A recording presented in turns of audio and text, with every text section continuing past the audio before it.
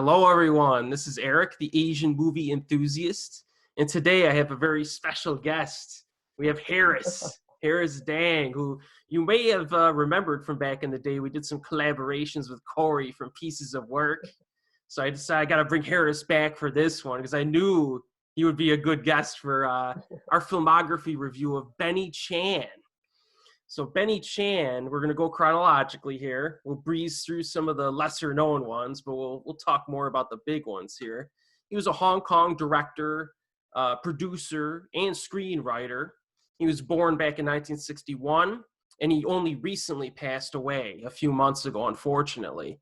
And he started off, I think, as a production assistant to Johnny To, and then he eventually moved on and did his own directing stuff. And he's most well known for his action movies, which we're going to cover here. So I think, early on in the 80s, he was just doing some TV stuff, it seemed like, some TV movies, a few TV series. IMDb lists The Flying Fox of Snowy Mountain from 1985 as his first credit.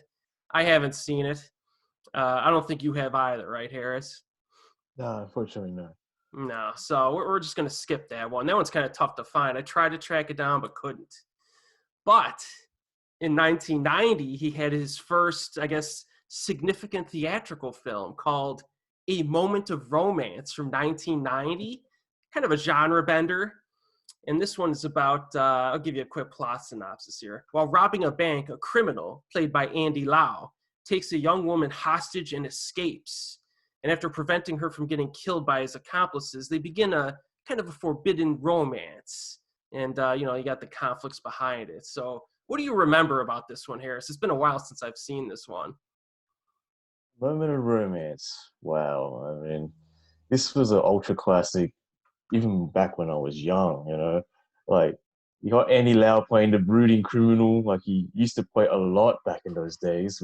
Movies like A Tears Go By and this movie has been parodied so many times.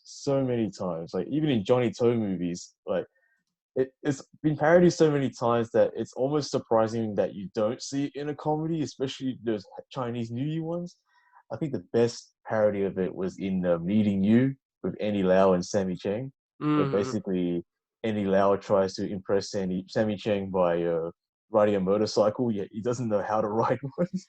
Unlike in A Moment of Romance, that's like the most funniest one. But what I think made this movie special is just that the chemistry between Andy Lau and Jacqueline Wu. They just fit to a T, and it's classic crime romance tropes. You got the rich girl, you got the brooding criminal, and she gets attracted by his rebellious attitude, and he has like the honorable bond between his work and the cast is great. You got Umar playing Rambo, a character named Rambo, of all freaking names this mentioned. And it's I believe it's produced or Ringo Lam and Wong Jing and Johnny To were like involved in the movie somehow. Okay. You can kind of tell by their contributions in casting and the violence and even some of the comedy in it as well. And it's such a ultra classic, man. And the ending still, for those who haven't seen it, the ending is still bloody violent and tragic at the end. If you know what happens, you understand what it is. And I think one of the best things about the film is the soundtrack by the pop group Beyond. Yeah, that's memorable stuff. And if you hear the song and you just think, oh yeah, that's A Moment of Romance right there. Like in any comedy making fun of Moment of Romance, if you hear the music, yep, that's it. Moment of Romance, that's it. I know exactly what they're making fun of. And Yeah. it's just such a fantastic movie. Really enjoyed it. Yeah, his it's kind of interesting how this early in his career he hit like a big one that a lot of Yeah. people remember for his entire career. It just has a Mm. good overall balance of the drama, and you get a few pretty cool little action beats, like when I think the ladies were on top of the cars at one point. They were driving the race and trying not to fall off and stuff like that. So Yeah, I remember that one. Yeah, this is a that's good that. one. So people looking to do like an early Benny Chan entry, I think would be would be well served to watch A Moment of Romance. We definitely recommend that one. Hmm. Now, next on the list here is one that I have seen. It's called Sun on the Run from 1991. Now, this one we basically have, it's a drama. It really isn't an action film at all. And you basically have this, I actually forgot the actors that were even involved in it with it. There's no real big names. You have this protagonist, he's a stuntman, somewhat irresponsible, kind of similar to A Moment of Romance, except he's a stuntman instead of like in the crime world. And he's trying to woo a woman, and then her parents object, and they kind of break up early on. But then she shows up later with a little kid, and take a wild guess whose kid it is. So it goes through that aspect, and it's I remember it's been a little while since I've seen it, but like it's just a real basic flick. Real basic drama, kind of melodramatic a lot, very cliche. The script writing really didn't do a lot for me. So this one was kind of one that I think is kind of a lower priority for people who want to explore Benny Chan's filmography. It kind of has its heart in the right place, but it's just kind of schmaltzy, So, and you have not seen this one, right? Oh, no, I haven't. Yeah, it's not. I don't think you got to worry about missing this one. So we're gonna breeze through that pretty quick. Now, the next one, though, is better, and that is What a Hero from 1992. And this one's kind of an action comedy. Now, make sure I get my stats here, right? Yeah, What a Hero. So this one, you basically got a cop played by Andy Lau. So Andy Lau returns to Benny Chan's filmography here. He's promoted, and he moves to the city. But he's basically his like little precinct consists of mostly losers. So he's got to deal with all this dysfunction. And you get Maggie Chung in this. You get Roy Chung in this, I and guess he Anthony replays. Wong. So this has Wow. got a serious cast, and they're all good guys. So it's not like Roy Chung is like a bad guy. He's a douchebag like he usually is, but he still plays a cop who's like trying to catch criminals. He's kind of a douchebag, and there's some conflict between him and Andy. And I kind of liked this one. It was pretty fun. He got some good comedy. Anthony Wong kind of steals the show in this. He tries to woo. What do my notes say here? He tries to woo like somebody's mother. Oh, Andy Lau's mother. So he goes back to their hometown for something. He tries to like mac on Andy's mom, which is pretty hilarious.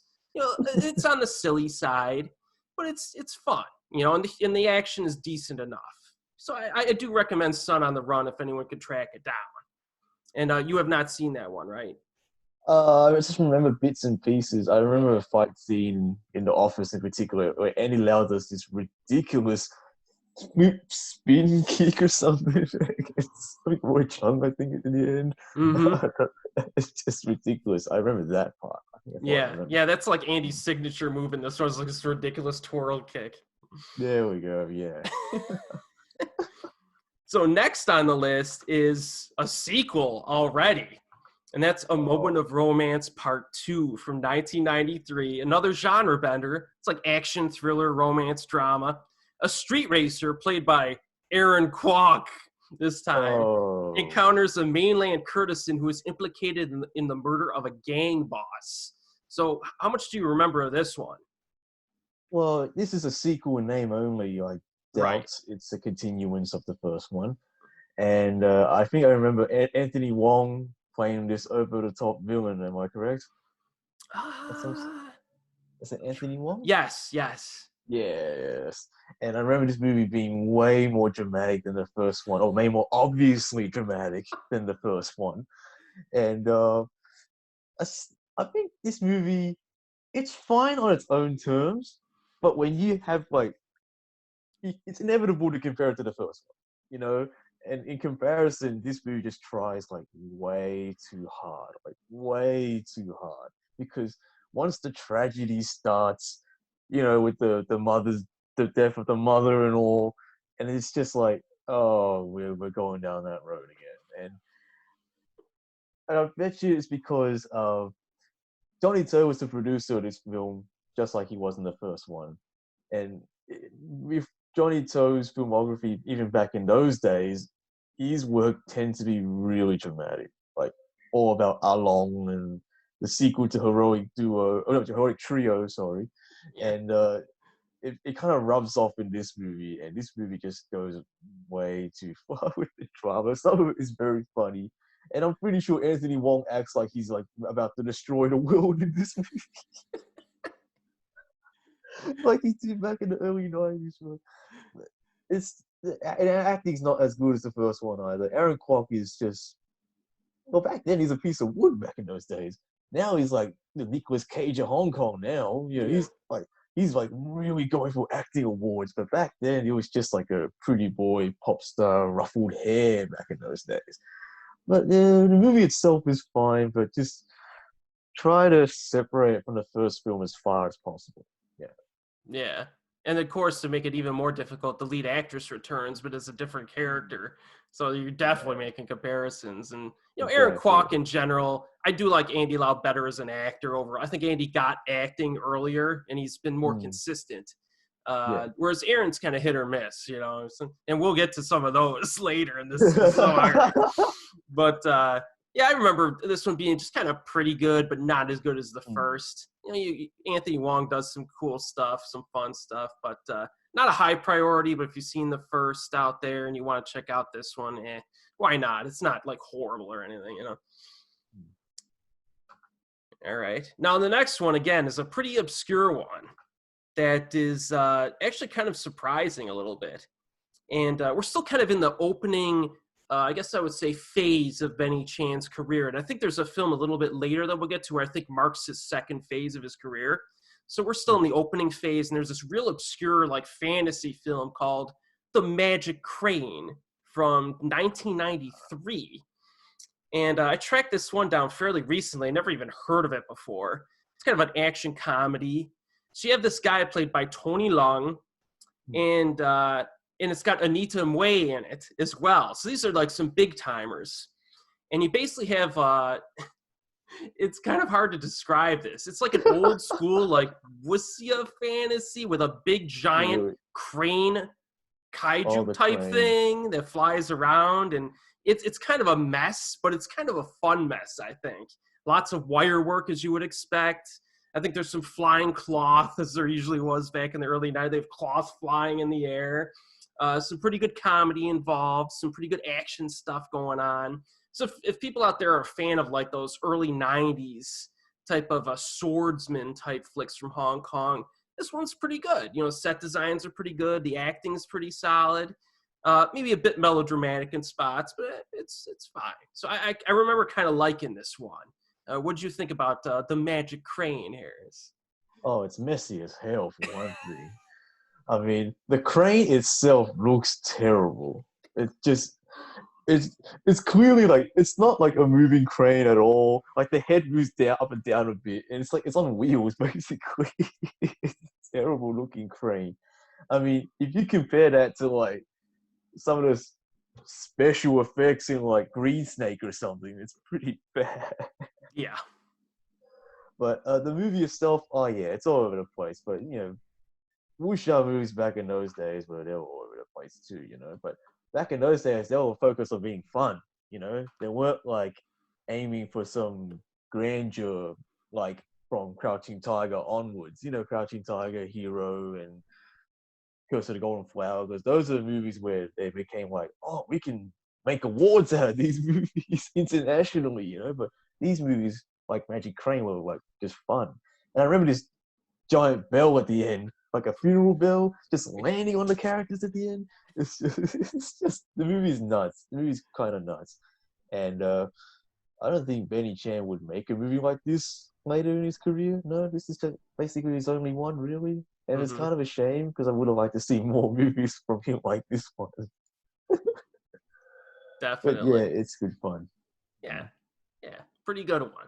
So Benny so far isn't doing that bad. You know, the only one that I really did not like wholesale was Sun on the Run, which was just brutal. You know, that was just so bland. But he's doing all right early on here. He's got at least one classic and A Moment of Romance, and we're continuing with kind of like he's almost starting to find his footing with his identity as a director. And this next one is kind of you kind of get a feel for this. It's called Man Wanted from 1995. It's a crime action thriller.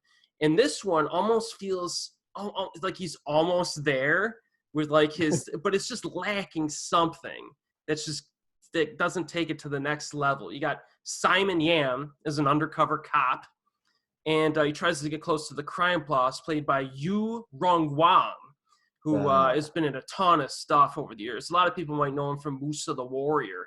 So that's a good like one-on-one matchup here. And Christy Chung plays an ex-girlfriend character, which is pretty interesting. This one, it's just kind of like, it's almost there. You got a basic plot, you know, the cop robber type thing. The action really doesn't hit quite as well as it probably could. You know, they use some they use some like hallucinogenic effects on drugs. Like the bad guy will drug a good guy, and he'll somehow be able to like know what he's gonna do because he's drugged. So, you know, it goes through some of that stuff. You're like, I don't know about this. But, you know, you got these two guys giving solid performances. You know, it has a few heat moments where they're actually talking to each other in the middle of the film. You know, you got good guy in there. You know, they got the dinner table kind of back and forth going on. So I think it's a pretty good overall crime action flick, but it's not one that'll really get your blood pumping or really make you, you know, really want to, you know, tell people about it. So Man Wanted, it's one that's kind of pretty good, but not one of Benny Chan's best. So are you familiar with this one at all? Unfortunately not, but I just heard you say Christy Chung plays an ex-girlfriend. Mm-hmm. Why would you want to be an ex with her? I don't know. Is that the most unbelievable thing in the film? Yeah, I think she got pissed at Simon Yan when she found out he was a cop or something. So it might have been her. It was probably her decision. It wasn't her, it was him. Oh, of course it was. Yeah. Unfortunately, I haven't seen this one. But, yeah, it's not a. So it's like a pretty. It's kind of like, you know, setting the steps before he became who he is. Yeah, it even feels. You can even feel a little Johnny Toe influence. It was like pre-prime Johnny Toe type stuff. You know what I mean? Like almost like Big Bullet, but not as good. You know what I mean? Stuff like that. Yeah. So. Okay. Yeah. All right. So next we have another one. Listen to the concept of this one, Harris, because this one it's unbelievable.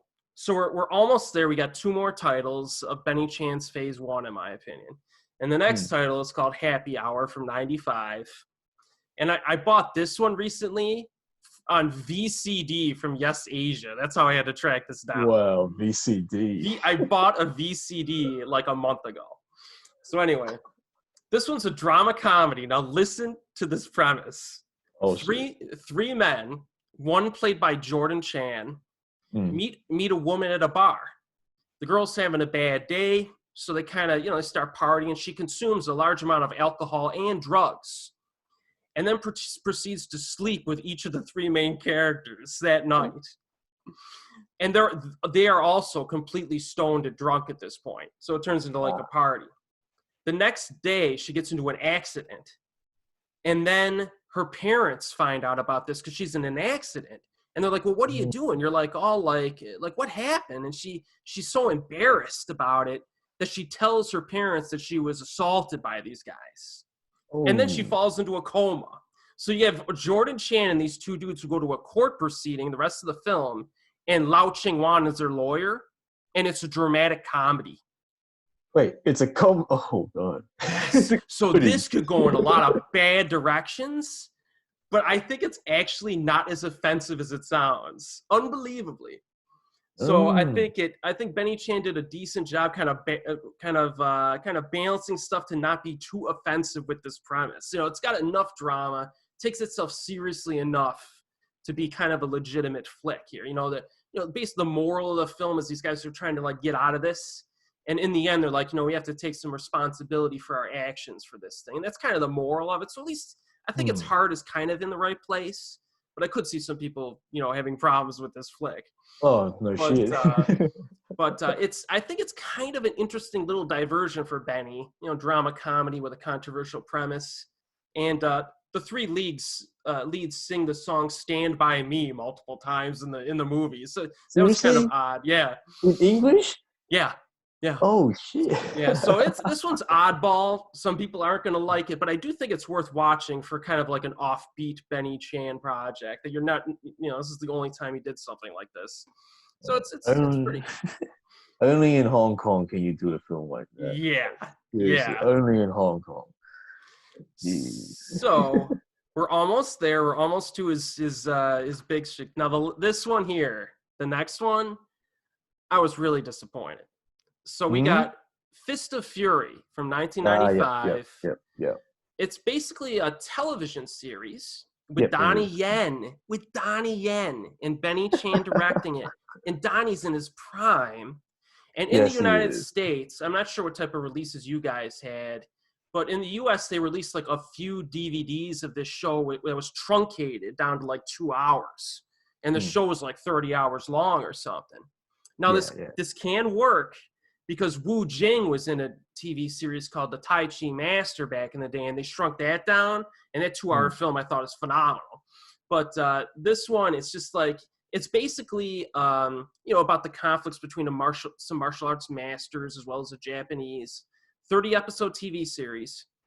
And it's got a really choppy storyline. It's essentially a similar story to Fist of Legend with Jet Li or the Bruce Lee original Fist of Fury. Kind of Hmm. similar. Yeah. But like the big problem with this movie, dude, all of the fights are undercranked. Yes, It yes, looks I like get fast it forward does. photography. Like you got Donnie Yen in his prime. You don't need undercranking in your action. So this is like, I don't know what Benny was thinking or the producers in this, but that was my big problem with this one. Like, what do you Hmm. remember about it? I watched this growing up quite a lot, actually. Unfortunately, it was Vietnamese dubbed, but I did watch it a lot back when I was young on VHS. The series, by the way, not the truncated Ooh, version. okay. Yeah. So, and you're absolutely right. The fight scenes are just so ridiculously underground, and I think it's just a production problem. Like they didn't have time to make complex choreography in the time that they Mm. had or something. There's this ridiculous fight where Donnie Yen fights Bay Logan of all fucking people. Yeah, and you can tell he's like ridiculously padded under all that white clothing. He's so bad at the end. The fights get more ridiculous as it goes. It gets faster and faster, right? It's because they're Uh, trying to rush it to finish the damn freaking series. But I remember the story being fine. I mean, mm. it's typical Japanese and the Chinese collaborating with the Japanese, and of course, eventually the master dies because it tells the story before the master dies, not the. It doesn't start off like Mr. Fury Bruce Lee does, like the master Right. dies straight away in the whole start. It's like you got a girl that Donnie Yen takes care of. I don't know if it's even in the series that you watch, but yeah, and they move to Hong Kong, and then there's got this fish out of water element, and they try to fit in, and Donnie Yen sings the theme song because, of course, he does. I couldn't believe it either because I found out years later that he did. I was like, Uh, get the hell out of here! He actually sung the theme song. But yeah, Donnie Yen is Donnie Yen in this movie. His acting has not improved much. this is pre-It Man, Donnie. Yeah, it is. It is. And he's doing a Bruce Lee impression. Let's not hide the fact that he does a Bruce Lee impression. And yeah, the screens are all dubbed clearly. Maybe he did it himself. I don't know. But yeah, the fighting, it's so undercranked. And I'm pretty sure it's a Donnie Yen thing because he does it later in his other movies. He Like does. He does. Legend of the Wolf in particular. There's Yes. so much Yes. undercranking in that movie. So I'm pretty sure it's a stylistic choice that he did. Maybe. Yeah. Yeah, or maybe Because he's at trying this to point, he copy already that. had like In the Line of Duty 4 and Tiger Cage films under his belt, so he was Yeah. kind of a name. True, true. So Yeah. he probably had like some sort of creative control over it. Yeah. Yeah. But it hasn't aged well at all. It really has. Watch the series or watch the cut down series for a laugh. Mm. That's essentially you want to get out of it. Yeah. Get something out of it. All right. So I think we've basically gotten through, I think, phase one of Yeah, Benny's career. You know, he's still trying to find his footing, at least one classic in A Moment of Romance. A few watchable flicks, you know, What a Hero's Worth Watching, I think is his second best there. And mm, now I think you start to see kind of what Benny Chan is all about, starting with the yeah, next one here. And that is Big Bullet from 1996. yes, It's an action flick. And again, most of these are just Hong Kong productions. We haven't gotten to that era of China, Hong Kong co-productions a lot, at least not in mm, Benny Chan's filmography. So you got Lau Ching-wan again in this one. And he basically receives bad intel early in the film.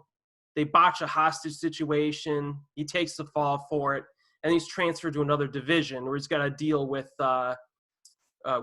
Jordan Chan, and Francis Ng also has a role, and the bad guy is Yu Rong Guang again.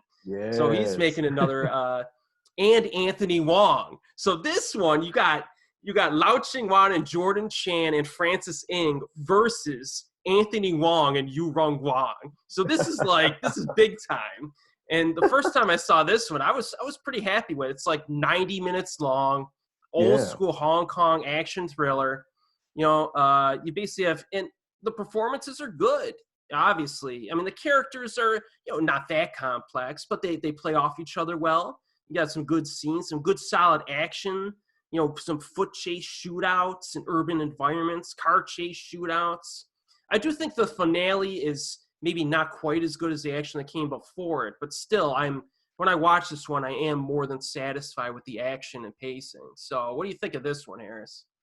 yeah. I think he's one of Benny Chan's best, and yeah, like you said, it's only 90 minutes, which is kind of refreshing for a Benny Chan action movie, especially in comparison to his later ones. Mm-hmm. Like there's very little unnecessary drama in it either. I mean, there's some drama with the fact that Jordan Chan has to watch out for his brother or something. Mm-hmm. Yeah, yeah. And of course, this is one of the many roles where Lau Ching-wan plays a loose cannon cop. It won't be the first one we'll be talking about later until later in this video. But yeah, I really enjoyed this one, and I just like how genial, how likable everything is. It's like even though it kind of looks like it's aping Hollywood, but it really isn't. Like I just like the chemistry, the rapport of the police group. You got like Teresa Lee as the young, you know, go getter type of cop, and you got what's his name? I think Spencer Lamb, the guy that plays the priest in the Young and Dangerous movies. Okay. The old guy wearing the glasses. Yeah, he's funny in that. You got Chung Tat Min as well. So they all fit together as like a very likable cop team. I really enjoyed their company. And yes, Anthony Wong is in this movie. Long hair, glasses. You know, it's not like evil. Like No. we're not talking untold story role here.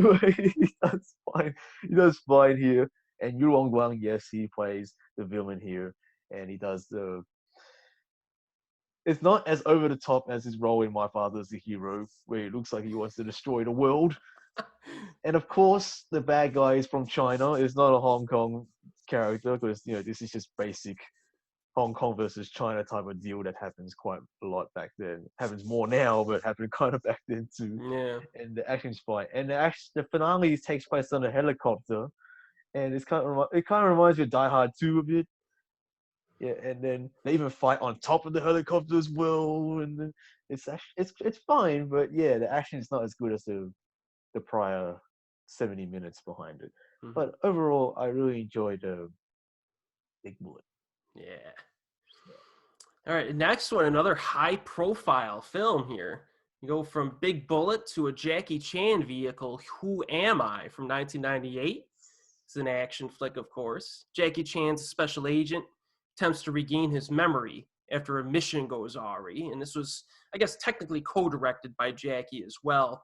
And it was actually shot in English. The film was shot in the English language. So first time I watched this film was back in the day. I was just going through Jackie's filmography, and like the opening 40 minutes, I wasn't that big of a fan of back in the day.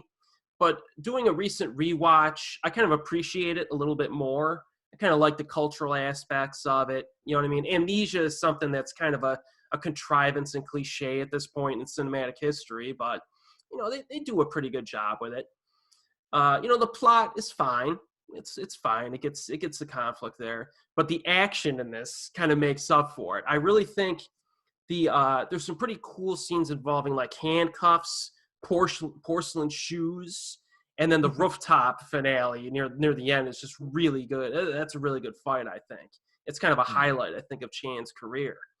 And then there's some neat car chase stuff in there as well. So I think a lot of people going into this, if you could just kind of, just be a little patient with this one. There's a little action in the opening 40 minutes, but it does a lot of setup. But after that, it's a pretty solid, entertaining film, I think. Some pretty cool stunts. The one with the rope, where he wraps the rope around his waist and jumps off. First time I saw that, I couldn't believe that one. I mean, I couldn't believe that one. So there's some pretty, some of the side acting, a little bit hokey, of course, but you gotta roll with it. So Who Am I has actually grown on me over time, and I actually like it quite a bit now. What are your thoughts on this one? Well, Who Am I, as I like to call it, the Chan identity, because it really is like a board identity type of story. And what's even funnier is that his character is actually named Jackie Chan. So Jackie Chan plays a character who who experiences amnesia, and yet his real identity is named Jackie Chan.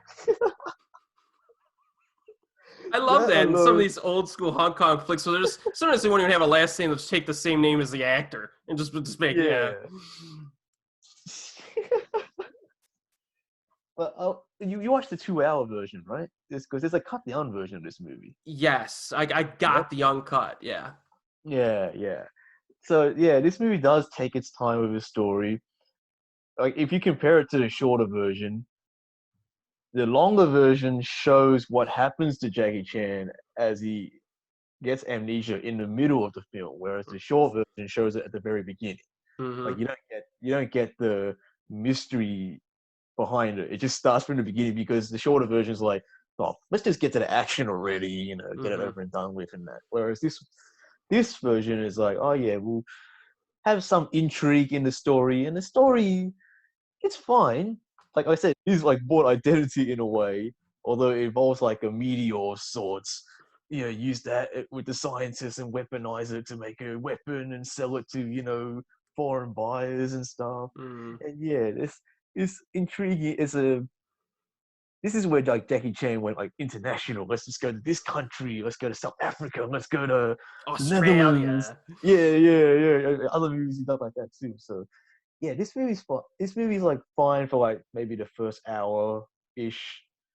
And the supporting actors aren't good. They're really not good. The reporter who poses as a no. He poses as a reporter, and who eventually is revealed to be like a CIA agent. Yeah. She actually is a reporter in real life. So she's never acted in her life, and she's in this movie. So it totally makes sense that she just can't act. Yeah. And the Japanese actress, who's actually quite talented, in movies outside Hong Kong, although she did a movie with Takeshi Kaneshiro in a Hong Kong movie. I forgot what it was. Yeah, she's good in those movies, but here she's like annoying as shit in this movie. Like there's one point where she tries to get Jackie Chan's memory back by like scaring him in the hospital. Remember that moment? I'm like, what the fuck are you doing? And it's not the first time she does this too. It's just so bad. But all right, what are we talking about? The action. The action is great. The action is fantastic. Like the second hour is like, Jackie Chan stunts ahoy, and the car chases are quite good. It's like some of the car stunts are improbable. Like the drifting at one point, you can tell that scene is like a bunch of guys pulling the car with a rope down the It's like, and of course like the car going through the narrow gap to the other side that where the bad guys won't get them, and the car spinning sideways like in rotation 360. I was like, obviously, how the hell can you do that? But who cares? It's a freaking Betty Chan movie. And the fight scene at the end where he fights the two guys, Ron Smorenberg and one of his stunt team members at the end, that's very good as well, because Jackie Chan, like, he likes to fight multiple opponents at the same time. Because usually in action movies, it's always like, oh, I beat that guy one at a time, and the other guy, and the other guy. And Jackie Chan usually likes to fight like multiple guys at once. And in the case of this, it looks great. Mm-hmm. And some of the stunts are nuts, like you said, the spinning thing, how he jumps off the building with the rope tied around him. That was great. And of course, the sliding down the building all the way to the bottom. Yeah, Yeah, just the that's way he moves nuts. around like ledges is just ridiculous in this film. You're like, it looks so easy to do, but if I tried it, I would just fall off. Yeah, he makes it look so effortless. Exactly. It wasn't the final fight in this one where he got pissed at the actor and he got one of the other dudes to come in for him because Yeah, he was missing the timing a little bit too much and he got mad. I think I remember yeah, seeing that on his documentary from the '90s. yeah. Jackie Chan, my stunts, exactly. Yeah, but yeah, like just because you're a martial artist doesn't mean you can't really do it on screen properly. So Mm-hmm. he got Bradley James Allen to take over. The guy who was in Gorgeous. Yeah, Yeah, he yeah. got him to take over for part of it. Like if you watch carefully, you can just see like, oh, this guy just gotten a lot shorter. It's like, oh, the sunlight changed. Oh, the clouds are so different. Yeah. You got this guy out of nowhere. And it's like, okay. But I think it's only for one shot though. Yeah, Like, yeah. yeah, so it's not that much was replaced, but still, it's kind of noticeable once you see it. Oh, what's funny about Who Am I? You know that scene where they're kicking legs together over and over? Yeah. Yeah, if you look carefully, you can see the ropes around their leg pulling back and forth as they're doing it because they really don't want to hit each other in the leg. Yeah, watch it again. If you watch it, especially if it's out on Blu-ray, try to watch it and try to look out for the wires pulling the legs as they kick each other in the leg. I'm serious. Once you see it, you can't unsee it. No. Yeah, so Benny's starting to get on a hot streak here now. Now Yeah. me and Harris know this already, but some of you out there, if you're going through chronology, you're like, all right, we got some pretty good quality action flicks here, and we're gonna start touching on what I really like about Benny Chan, and you start to get a feel for that a little bit here in these next films. So the next one here, we got Gen X Cops. Gen X Ooh. Cops, 1999, an action flick. So you get some jet fuel is stolen by weapon smugglers. And then there's some Yakuza boss that's involved in this. They're trying to make a sale related to it. And the main villain, his name is Daniel, because it's played by Daniel Wu. So why bother making a new name for him? And then you got 3 rebellious cops, younger cops. They go undercover to find the jet fuel and this gangster Yakuza boss and just blow the whole thing up, right? So basically you get Nicholas Che and Stephen Fung versus Daniel Wu, all right?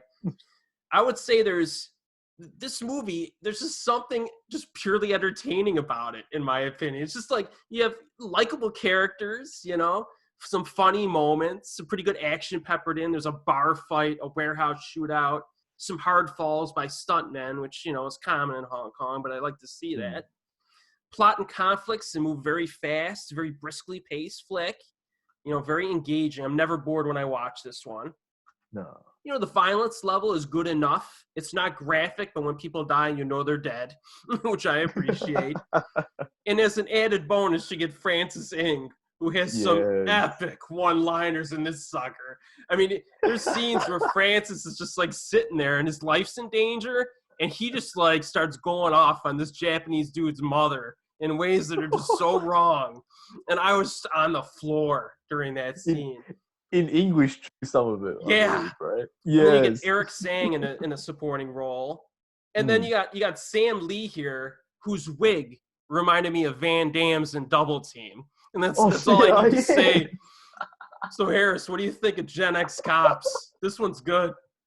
Yeah, Gen X Cops is a lot of fun, man. I think I grew up watching this on rotation because my brother used to turn it on all the time, along with the Young and Dangerous stuff. And yeah, it's a lot of fun. It's silly as hell. I mean, let's just get that out of the way. It really is silly. And of course, there's a Jackie Chan cameo at the end where he plays a fisherman. And this movie starts like a bit of a streak for Benny Chan filming action scenes in convention centers. Like Oh. I'm pretty sure you see the same convention center in later Benny Chan movies, or even the same warehouse. Like I'm pretty sure I've just noticed these familiar sets in the later Benny Chan movies. And yeah, it's quite fun. Like Nicholas says, is becoming a star at this point. He was like action hero. He was like doing dramatic stuff in other movies. He was even getting into comedy at a point too. Like he was like Mm. a true star here. And Stephen Fung, like yeah, he's totally fine as well. He's actually a director now. He's Yeah. directed other movies like House of Fury and Enter the Phoenix, and he's into the Batman series as well. And oh, that's right, he did the Tai Chi movies. The one that's like Mm. it's like a postmodern Scott Pilgrim-esque stuff with Tai Chi and stuff. Yeah. But yeah, I enjoyed this one, and yes, Francis is over the top fun in this movie. And I couldn't believe the English they spouted out. I understand why he did because Daniel Wu's in the scene, and Daniel Wu back then wasn't really that good of an actor. Like he Yeah. was pretty wooden. Most of his lines were in English, and I'm pretty sure it's because he didn't know a lot of Cantonese back in the day. Mm. Like he's much better now. He's so much better now, and Mm. thank God for that. Unlike maybe Michael Wong, which we won't get into because I could take an hour going through his stuff. Is Michael Wong in the Benny Chan movie? Man, I don't know. I don't think so. We'll have to. We'll Oh, see. oh man. But, no Michael Wong, no Michael Wong. Yeah, man, Dennis Cops is a fun movie. It's so fast. I have to say though, I really hated the song "You Can't Stop Me." That song that features in the credits. I hated Yeah. that song. That was just annoying. And of course, Erik Sang plays the mentor, as he does in a lot of movies, and he's quite fun in this movie as well.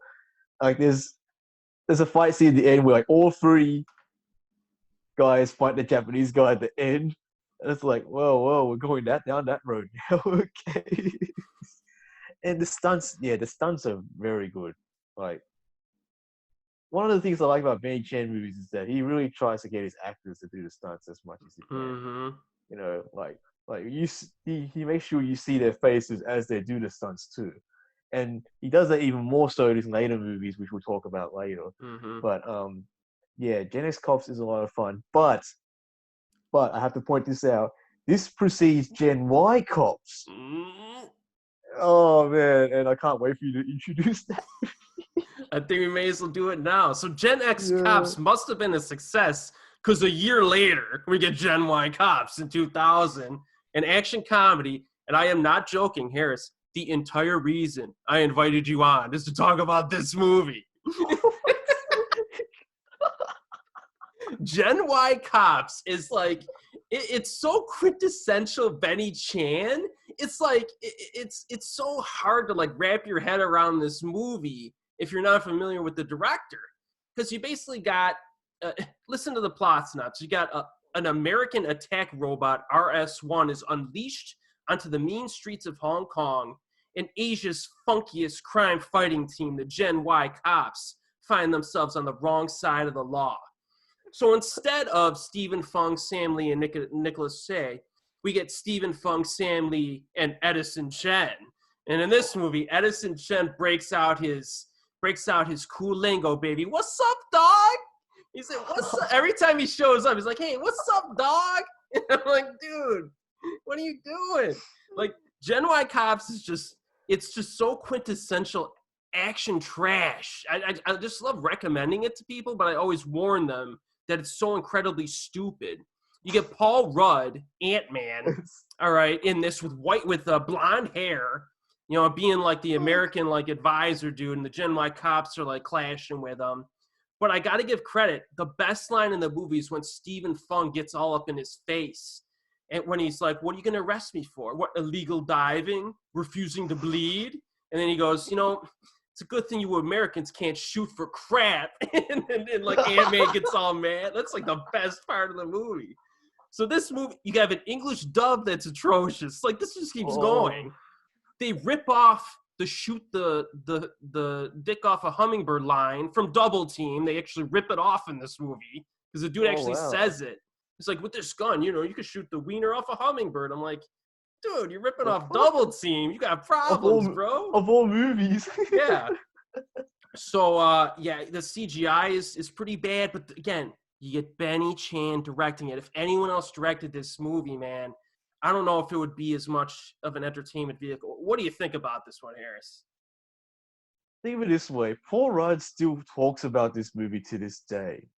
Like this Really? movie, like yeah, like in a recent Graham Norton show episode, they brought it up with him. That's how much of a presence this movie is in his filmography. Like it's so bad. Like this movie is like award-winning shit compared to Gen X Cops, but Benny Chan is the reason why this movie is entertaining because the pacing is really fast. The action is still great as ever, even with the shitty CGI robots. But you just have to get through a lot of silly shit. I mean, Edison Chan is not the worst part in this film for No, me. no. It's not.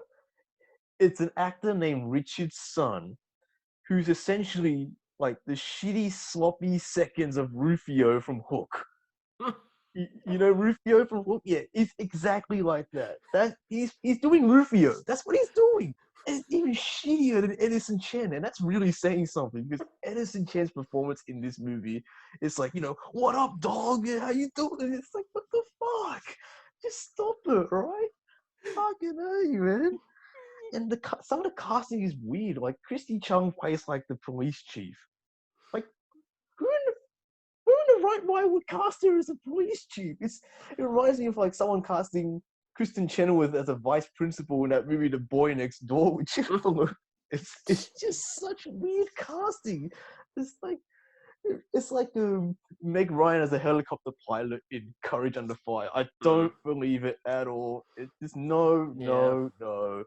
But the action scenes are actually quite good, although very silly. Like Paul Rudd participating in these action scenes just looks ridiculous in of itself. Like you see him do like fireworks jumps from freaking carriage to carriage, jumping, doing spin kicks and shit. It just looks so silly.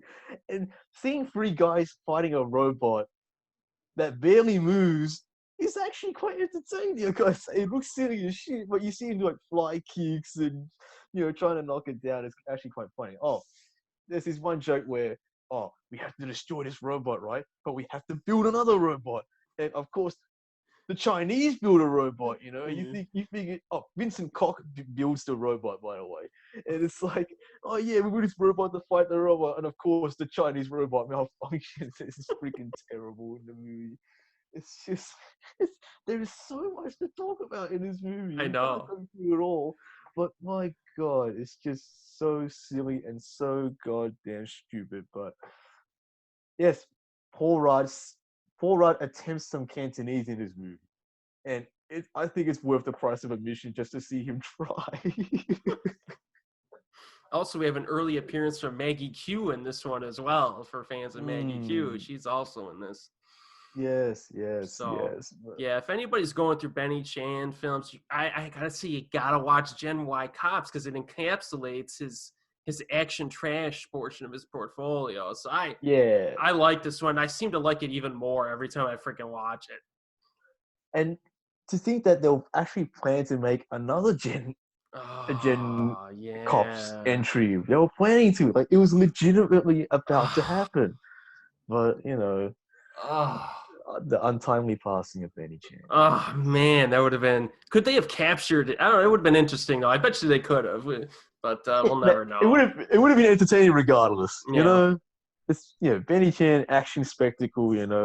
Or aping Hollywood movies of today as yeah. opposed to back in like the 90s. So Ugh. there was a difference in time. All right. I So wonder we why keep. Nick say didn't come back though. Hmm? I wonder why Nicholas didn't come back to this one though. I'm not sure.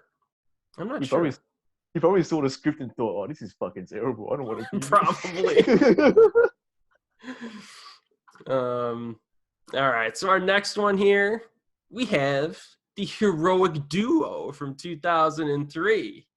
A it." a tough cop, played by Ekin Cheng, is investigating why a model officer was caught committing a crime. He soon determines that the officer was under a mesmeric, or under hypnosis, recruits a noted hypnotist played by Leon Lai, who's currently serving a prison sentence. So this film, I kind of like this one. I do like this one. They got some pretty fun chase sequences, like the rooftops with the ladders and stuff. That is, yeah. The unorthodox bridges across the roofs. You got a few pretty good twists. I kind of like the ending. You get a young an early performance by Karina Lam, who I'm a fan of. She's a very good actress. And you get Francis Ng again, and he gets to play a villain. The script is a bit clunky. You got little plot holes if you really look for them. But again, the pacing, Benny Chan's pacing is usually pretty good. It moves. Yeah. It's interesting. And there's a weird scene where a trainee is in a fish tank. And while Ekin is on the phone or something, and they did it in like one cut, like without an edit. And it goes on for like minutes. And I was like fascinated that they got this guy to be in this fish tank underwater for that long in a take. And he's like acting, counting the fish in the tank. That was kind of a weird, memorable moment in this one. And there's a little bit of melodrama, of course. It's Benny. But I remember liking this one. What do you think about it? The story is, as you said, it has hypnotism. It's very silly. You got cop thrillers with hypnotism.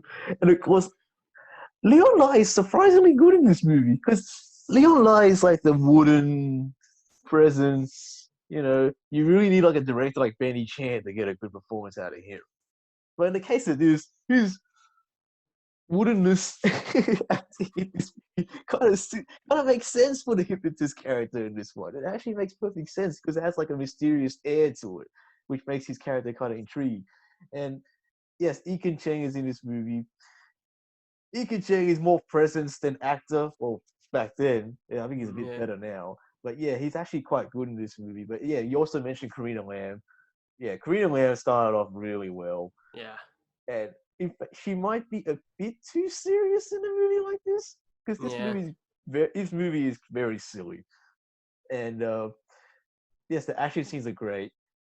Like especially like you said with the rooftop and the ladders, and it actually reminded me of Firestorm. You remember the movie Firestorm? Yeah. The one with Andy Lau, and they're fighting on the rooftop, and they fall down, and they're still in between buildings with the fence. And I realized that both those movies have the same writer. Like Alan Yun wrote this movie, and he also directed Firestorm. So I guess he devised the same action scenes, or he wrote them down. So that's why it's quite similar. And yeah, this movie's a lot of fun.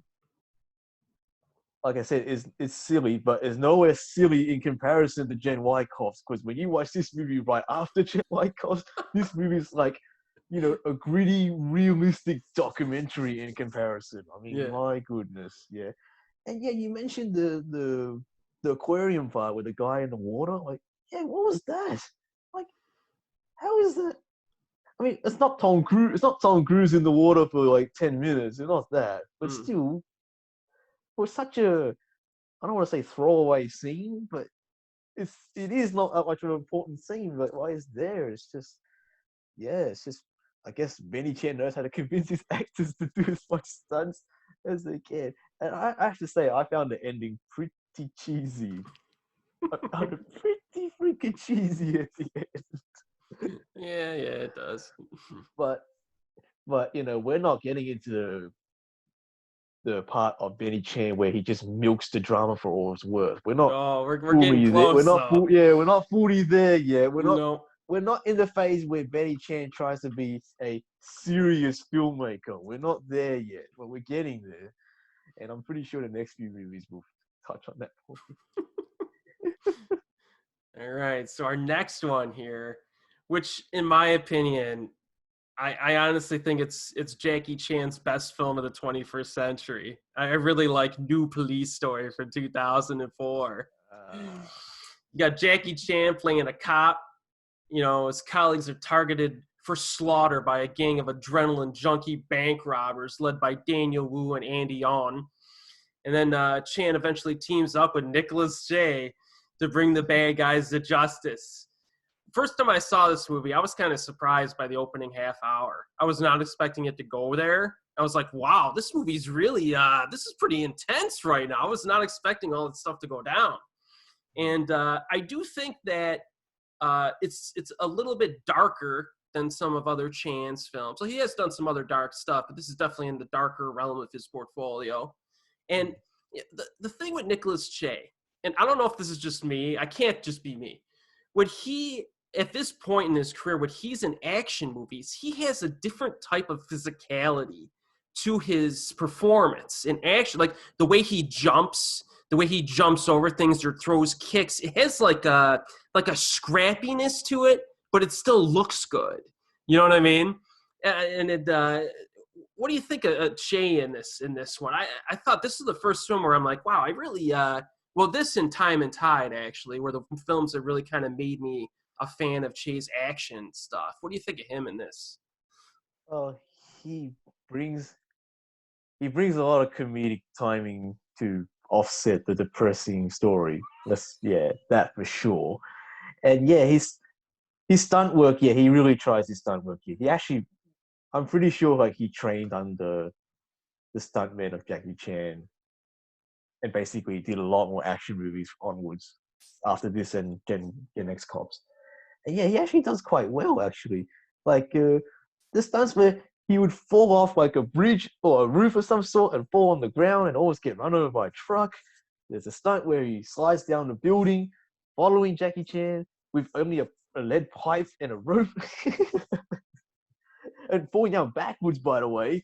He's not even looking at where he's going. I doubt he's even controlling the impact of how he's going to land on the ground. And yeah, he's really tries his best here. And he's got this ridiculously big coat while doing these stunts. And of course, the coat has a dramatic backstory to it, which we'll find out later. But yeah, I thought he was a lot of fun in this movie. And it's nice to see him, backing away from his pretty boy, cool posing acting. He is like, he's like a lovable goof. Yeah. He's a goof in this movie, yeah. He's a total goof. Like that scene in the bar where he's like, "That's my man." He gets kicked in the head or something. I'm like, yeah, I like this guy. But I like this. I think the drama works pretty well. It does get pretty, over dramatic in spots, but Chan, I think, does a very solid performance. I think it's one of his better flicks of recent years. Yeah, I think this is where Betty Chan milks the drama too far for me. This is where it starts. Like, yeah. Jackie Chan has always been an overactor. Let's just say that, He's overacted since like Police Story, the first Police Story. So this isn't new for me, but even here it's like, hey Chan, why didn't you yell cut earlier? Like there's some moments where it's like, it's not, did Jackie Chan win an award for his performance? Because it certainly feels like an awards courting performance. He was trying to pull an Aaron Kwok here. Yeah, exactly. Because there's some moments where you thought, okay, this act is good, and then Benny just doesn't say cut. So there's a scene where Jackie Chan is like holding a trolley with all his friends on it, and he's doing the sweaty, crying, overacting, waving his face left and right while pushing the trolley, and I'm just like, oh my god, this just took me out of the movie. I couldn't stop laughing. It's like there are times where Benny Chan has to go, just cut earlier, all right? Please, just cut earlier. You don't need to show the whole freaking drama of the entire movie. And there's so much scenes of Jackie Chan crying. Yeah. There's so much. Oh, and this movie marks the return of Charlie Young after like a 7-year retirement. And Charlie Young, which one of my crushes back in the day, man. So it was good to see her in the movie again. But yes, Daniel Wu won an award for his performance in this movie, I believe. And I remember reading interviews that he said that he didn't feel like he deserved it. Yeah. Which makes sense to me, because in the same year, he acted in the movie Beyond Our Ken, the Pang Ho Chung movie, where he plays like a scumbag boyfriend to Jillian Chung and others. And I thought his performance was much better there. So I love that movie. It was nice to hear Daniel Wu, being realistic about his acting, which probably would be the reason why he's such a much better actor now. Mm-hmm. And yeah, Daniel Wu's character's backstory about why he's bad. It's like you figured, okay, dad's a scumbag to him because he's a police commissioner.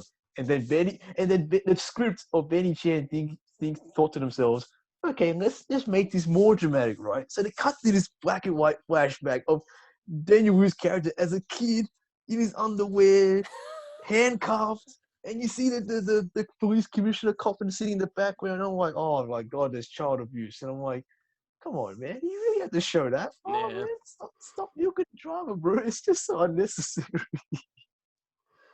But and of course, I like to describe this movie as Gen X cops meets police story. That is Yeah. exactly what it is. And of course, it's set in the same damn convention center as the other movies that Benny Chan did. Of course, it is. And just like the old police story, Jackie Chan does a stunt on the bus. He's hanging off the side of a bus, basically, running through this district, destroying signs everywhere. And of course, it hits like a truck full of rubber ducks. It's a truck full of rubber ducks. I don't know why it's there. But it's there. I did like the fight between Chan and Andy on in the kids, the little kids play area. That was pretty neat. Yeah, Legoland, or yeah, Yeah, that's yeah. right. Yeah, Andy on the trained fighter. Yeah. Well, I think Andy on when he did Black Mask 2, he trained in like Shaolin Temple for a bit. And Black Mask 2, let's just save that for another time.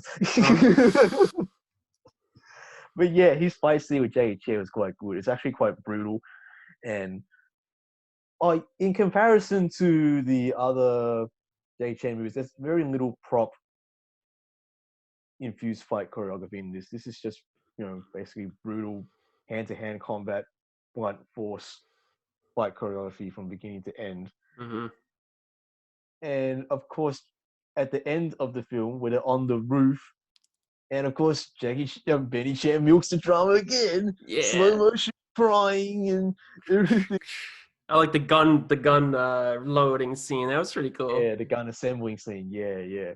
And after that, there's a stunt where Nicholas and Jackie fall off the roof and go all the way down, right? And what else is there? Yeah, Nicholas say it literally looks like he's like being choked as he's Yeah, with the rope. like Yeah. being choked. It's actually kind of amazing that they actually just went with it.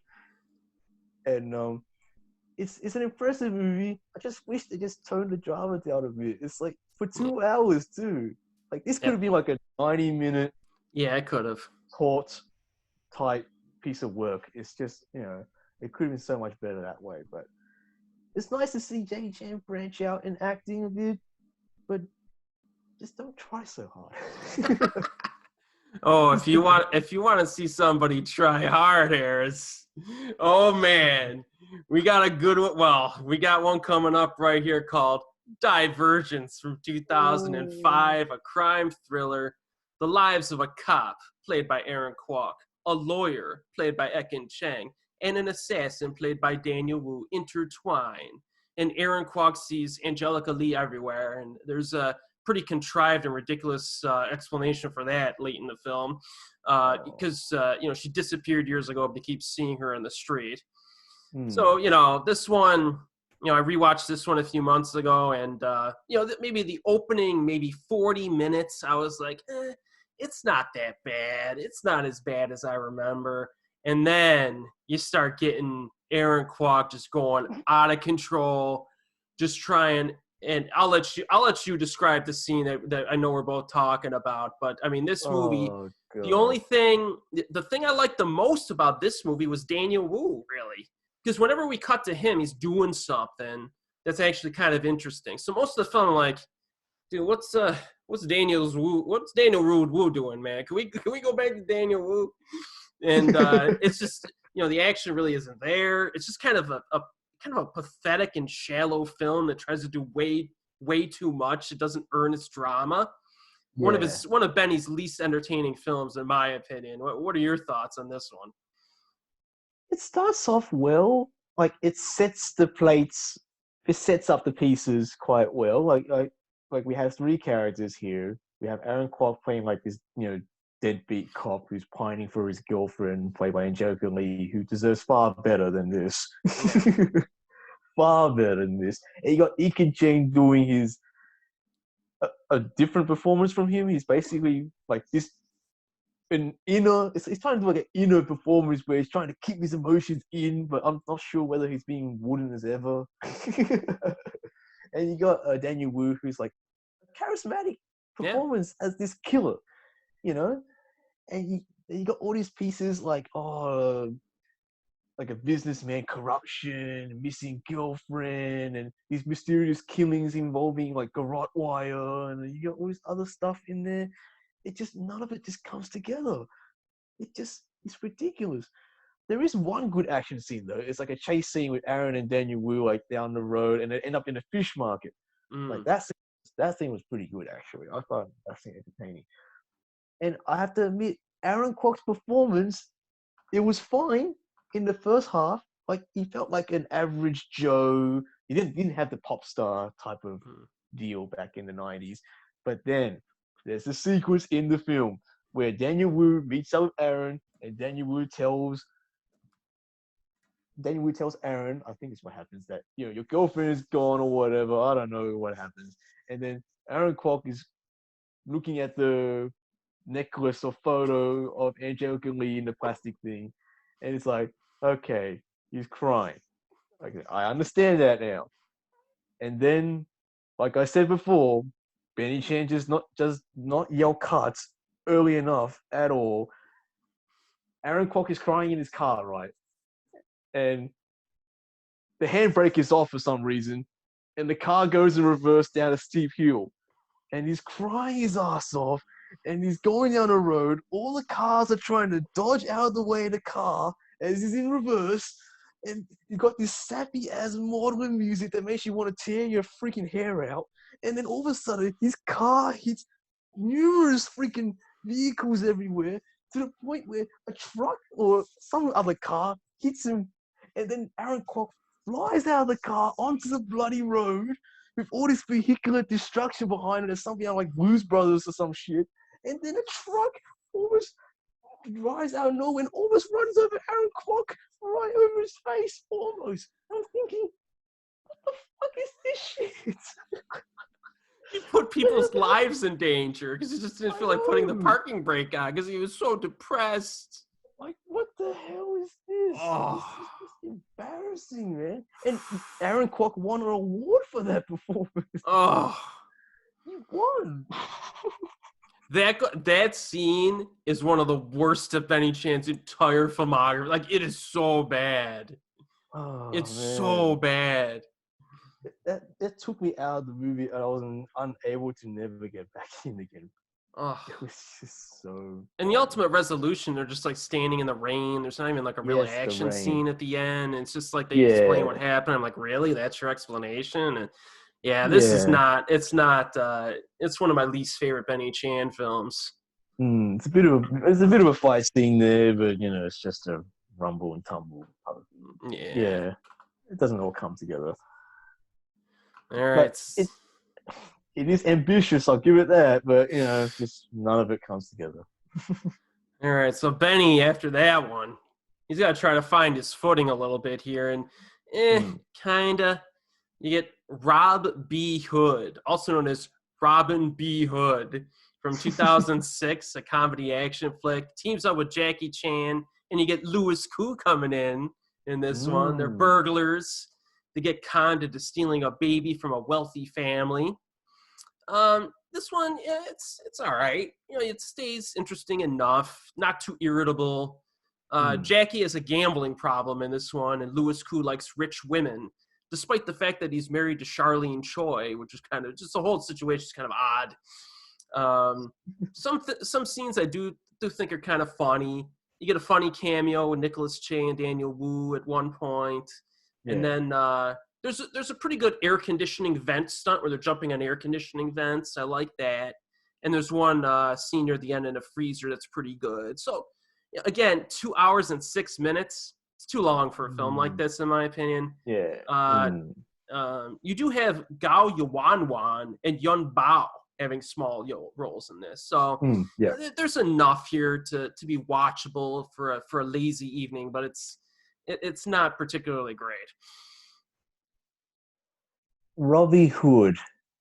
I prefer the older title. I believe it was meant to be called Project BB, which is meant to be a reference to Project A. Oh. Yeah, that would have been better. And early on, like Jackie Chan was meant to play like a reprehensible character, like basically a scumbag. Like Ooh. to the point, like he was a gambler, but he was like a really bad gambler. Like there were apparently moments where he was originally meant to burn the baby with a cigarette. Like it was meant to be Wow. that type of character, but since the movie was a China co-production, they kind of had to dial it all the way down, type of thing. And apparently Sammo Hung was meant to be in it. It was meant to be like union of the three, with Yuen Bill and Jackie Chan and Sammo, but that didn't happen. So only Yuen Bill basically stayed in a smaller role, I believe. But yeah, it was originally meant to be them three, but that didn't happen. So yeah, Robbie Hood, it's fine. I mean, it's Three Men and a Baby, really, and Yeah. it's not without cute moments, and the action's fine. And yeah, the film is 2 hours and 6 minutes. That's way too long, way too long. But the comedy is actually quite fine. Nicholas Say is funny as like the stuttering SWAT driver. I can't say the same for Daniel Wu, but I can't really blame him because his punchline at the end was just a huge stud. It's so it's a Brokeback Mountain joke, really. Just Oh yeah. yeah, that wasn't funny. I didn't really like that part. Yeah. That wasn't funny. But that car chase scene was actually quite good too. Like you can see Louis Koo doing some of the stunts himself. You actually see him hanging off the car. I doubt he fell off the car, but I see him doing that type of thing, which is actually quite good. And Jackie Chan was his affable self. He actually played a bit of a scumbag element to it. It could have been a lot worse, but it's actually quite good here. And yeah, the fight scene with the freezer and all the rich people toys like the quad bike and the pianos, the keyboard, sorry, and the drums and the gun with the elastic bands that they use and the gym sets. Yeah, that's actually quite fun. And the freezing fight scene with the two guys in the white suits and the fan, that was quite fun as well. It's a lighter affair for Jackie Chan and Benny Chan, but after the freezer scene, it proceeds in like the worst 15 minutes I've seen in like a Benny Chan movie. Like that's where the film just sunk so low. And of course, Benny Chan does the same problem that he always does. He just doesn't know when to cut. It's like there's a scene at the end of the movie. Oh, spoiler alert if you haven't seen the movie, but then again, we're spoiling every movie in this filmography anyway. The baby's in danger, right? The baby's in danger because he's being freezing cold from the freezer in the fight scene prior. What the Jackie Chan and Louis Koo decide to do to revive the baby or help the baby before the ambulance arrives is so ridiculous, so fucking stupid that I said to myself, this can't actually be happening. Like, are they really doing this? And yes, Jackie Chan and Louis Koo are sweating and doing the overacting thing, down on their knees begging for an award performance. Well, I just thought, what the hell happened? How did this movie sink so low?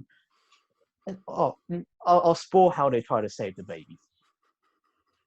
They get jumper cables, they attach it to a car battery, and Jackie Chan tries to shock himself with the jumper cables and basically use himself as a human defibrillator to revive the baby. Yes, that actually happens in the film. And I just thought, what the fuck is this? What happened?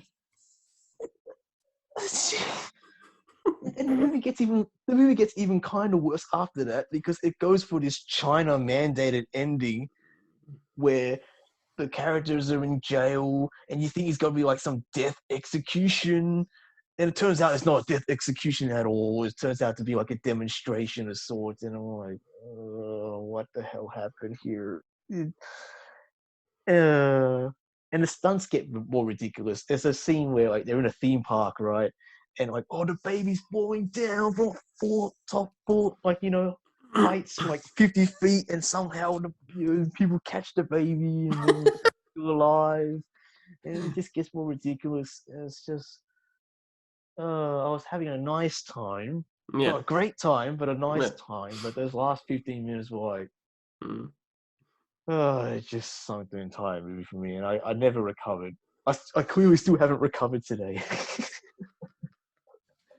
Well, that's all right, because I recover every time I watch the next one, baby. Invisible Target, baby. Yeah, 2007 yes, action with a capital A. You got yes, Nicholas Say coming yes. back, Sean Yu as the lead protagonist. They try to take down Mm, vicious gang of robbers led by Wu Jing and Andy Yon. And I'm a fan of all four of these guys, so this one was kind of a big one for me. Now, unfortunately, we also have J.C. Chan here as one of the yeah. protagonists. An obvious case of nepotism in the Hong Kong film industry. Because if his dad wasn't Jackie Chan, he probably wouldn't even have a career. But, I've seen worse performances by him than in this film. He's not horrible, I guess, or not as bad as usual. In terms of action, I think this movie freaking delivers. I mean, the opening hour is just all action. You get chases and fights, armored car assault, a routine police stop gone bad, a brawl in a dim sum restaurant involving machetes, Yep. two very nifty foot chases, all within the opening hour. The big finale I also like. You got two on one, technically kind of 3-on-1, but 2-on-1 fight against Wu Jing. I always like he's basically playing his character from Killzone in this, but I'm fine with that. He plays a good bad guy. And in this one especially, you could tell the actors did a bunch of their own stuff in this one. When I rewatched this one recently, I'm like, wow. I'm like, it's actually kind of hard to spot stunt doubles in this friggin' movie. And this, this is a lot of action in this. Pacing is pretty solid. It does run over 2 hours, and there is a 20 to 30-minute scene at the beginning of the second half where it slows down. You get some of that melodrama, some of that Benny Chan melodrama mixed in with JC. But other than that, I actually really enjoy this one. What do you think about Invisible Target? Yeah, Invisible Target is like the high point of action spectacle that Benny Chan has come up with. And even though he's not working with Jackie Chan here, he's got like, young stars who are willing to put in the effort to do the stunt work here, and it really shows. Like basically, like the youthful enthusiasm really shines here. Nicholas Say, Sean Yu, Wu Jing, they put in the effort. I mean, you see Nicholas Say just running, like jumping over fridges. At one point, he gets hit by a bus while jumping from a car to a car. He gets hit by a bus, and they see him jump from buildings to buildings. It's still wire work, but it's still them doing it, and it's just the stunt work is fantastic. And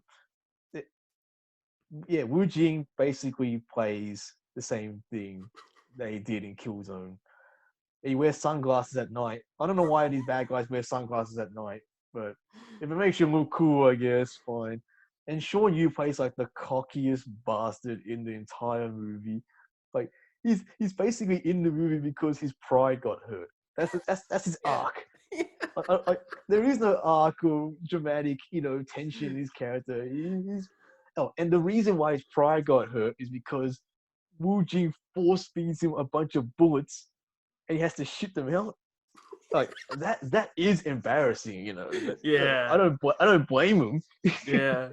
And I love his intro scene too, where he's about to arrest Lam Sut, and he proceeds to break every single pane of glass in the entire restaurant. Yeah. This movie has to have the Guinness Book of World Record as most broken glass in a film. Yes, so much. Like in the police station, so much freaking sheets of glass broken. Like it's amazing. It's like it's like, oh yeah, let's just tip our hat to Police Story and break as much sheets of glass as it did in that movie. And like you said, there's a dip in the drama in the middle because JC Chan's brother was missing, played by Aaron Kwok in a photo. In picture form.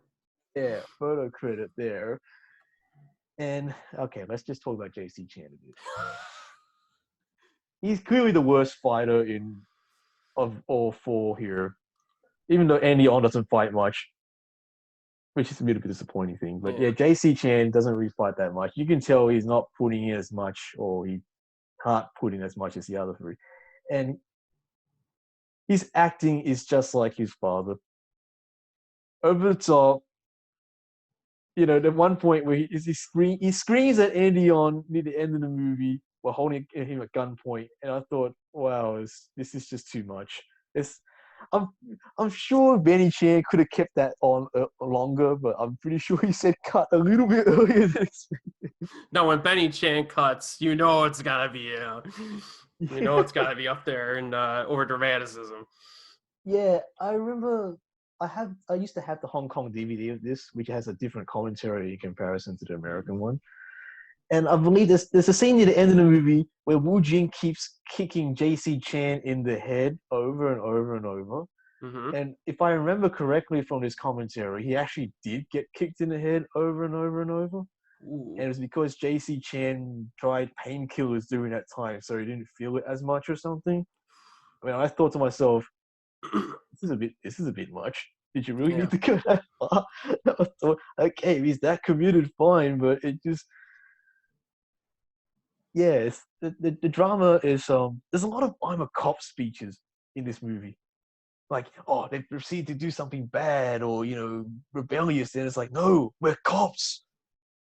Like most of the dramatic scenes are like that, rinse and repeat. It's like, don't do that. We can't kill them. We're cops. Like even in the chase scene, like they were like this theme park or something, and then they go underground, right? And they capture this corrupt cop, and then Sean Yu wants to kill him or something, and Nicholas says like, no, we're cops. Yeah. And this happens quite a lot in the film. And Andy Yon gives a surprisingly good performance in this movie. Yeah. And it helps that he speaks Mandarin. It helps that he speaks the right language that he's more comfortable with. He's actually quite good. He doesn't overact, unlike the other people. And Nicholas Say is actually quite good. He does overact a bit too. Like, especially with the crying scenes over his girlfriend that got killed in the beginning of the movie because of the robbery. And then Sam Lee's in this movie in a small role as a I think armored car driver in the beginning of the movie that basically goes into like a mental hospital. It turns out that he's not that crazy as well. He's basically in the hiding, if I remember correctly. Yeah. And yeah, Wu Jing's gang consists of like guys, and there's this Chinese girl in the gang who's actually a good fighter as well. He fights Sean Yu with like, especially at the end of the movie where he fights with like a long stick. And of course, these action set pieces, they do become ridiculous. For example, it's set in a police station, and yet for long periods of time, we don't see police coming in the police station. Nope. And Benny Chan is smart enough to think that, oh, Nicholas Say can't fight Wu Jing by himself. Because Wu Jing's a full-on martial artist, and Nicholas Say is just loony. So Benny Chan's smart enough to like, oh, let's invite Sean Yu to fight him too. So 2-on-1 makes things even, which makes, more compelling action. And yeah, the stunts they do is just amazing. Nicholas Say falling down the steps, which they repeat the same take in different angles. Yeah, that oh man, that one looked like it hurt, man. Yeah, that looks really brutal. And Sean Yu getting like power bombed on freaking a glass table. It's like, that looks nuts, man. But it is a long movie, but the action spectacle is like, top grade stuff. And if you're planning to watch it for action stuff, then, Invisible Target is probably your best bet. Yeah. A highlight. Now the next one, I also do like the next one. Connected from 2008. And this is a remake of the American film Cellular. All right, so you get a regular guy played by an extremely sweaty Louis Koo. He's got to sweat it up.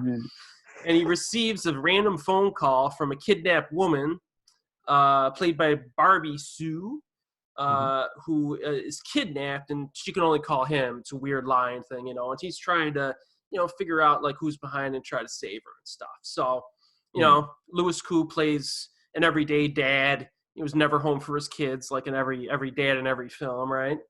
But Hmm. and you also get Nick Chung as a sergeant in this, a patrol officer kind of, formerly an inspector. And also you get Yi Lu as a senior inspector, one of the bad guys. So this has got a good. Hmm. Benny Chan really has some good cast in his films, man. Hmm. The suspense and the action in this film, I think it's fun to watch. You get some pretty good car chases, lots of collateral damage, Oh, a so good, much. decent amount of suspense, uh, briskly paced. The logic maybe a little bit dicey in times, but it's mostly pretty good stuff. I think the script is good enough. You get Louis Koo running around and sweating it up the whole time. So I like Connected. What do you think of this one? Connected is essentially Cellular turned up to 11. It's like, let's just freaking pump the pacing of Cellular. And it's so ridiculous. It's such a ridiculous movie, but my God, did I enjoy this one.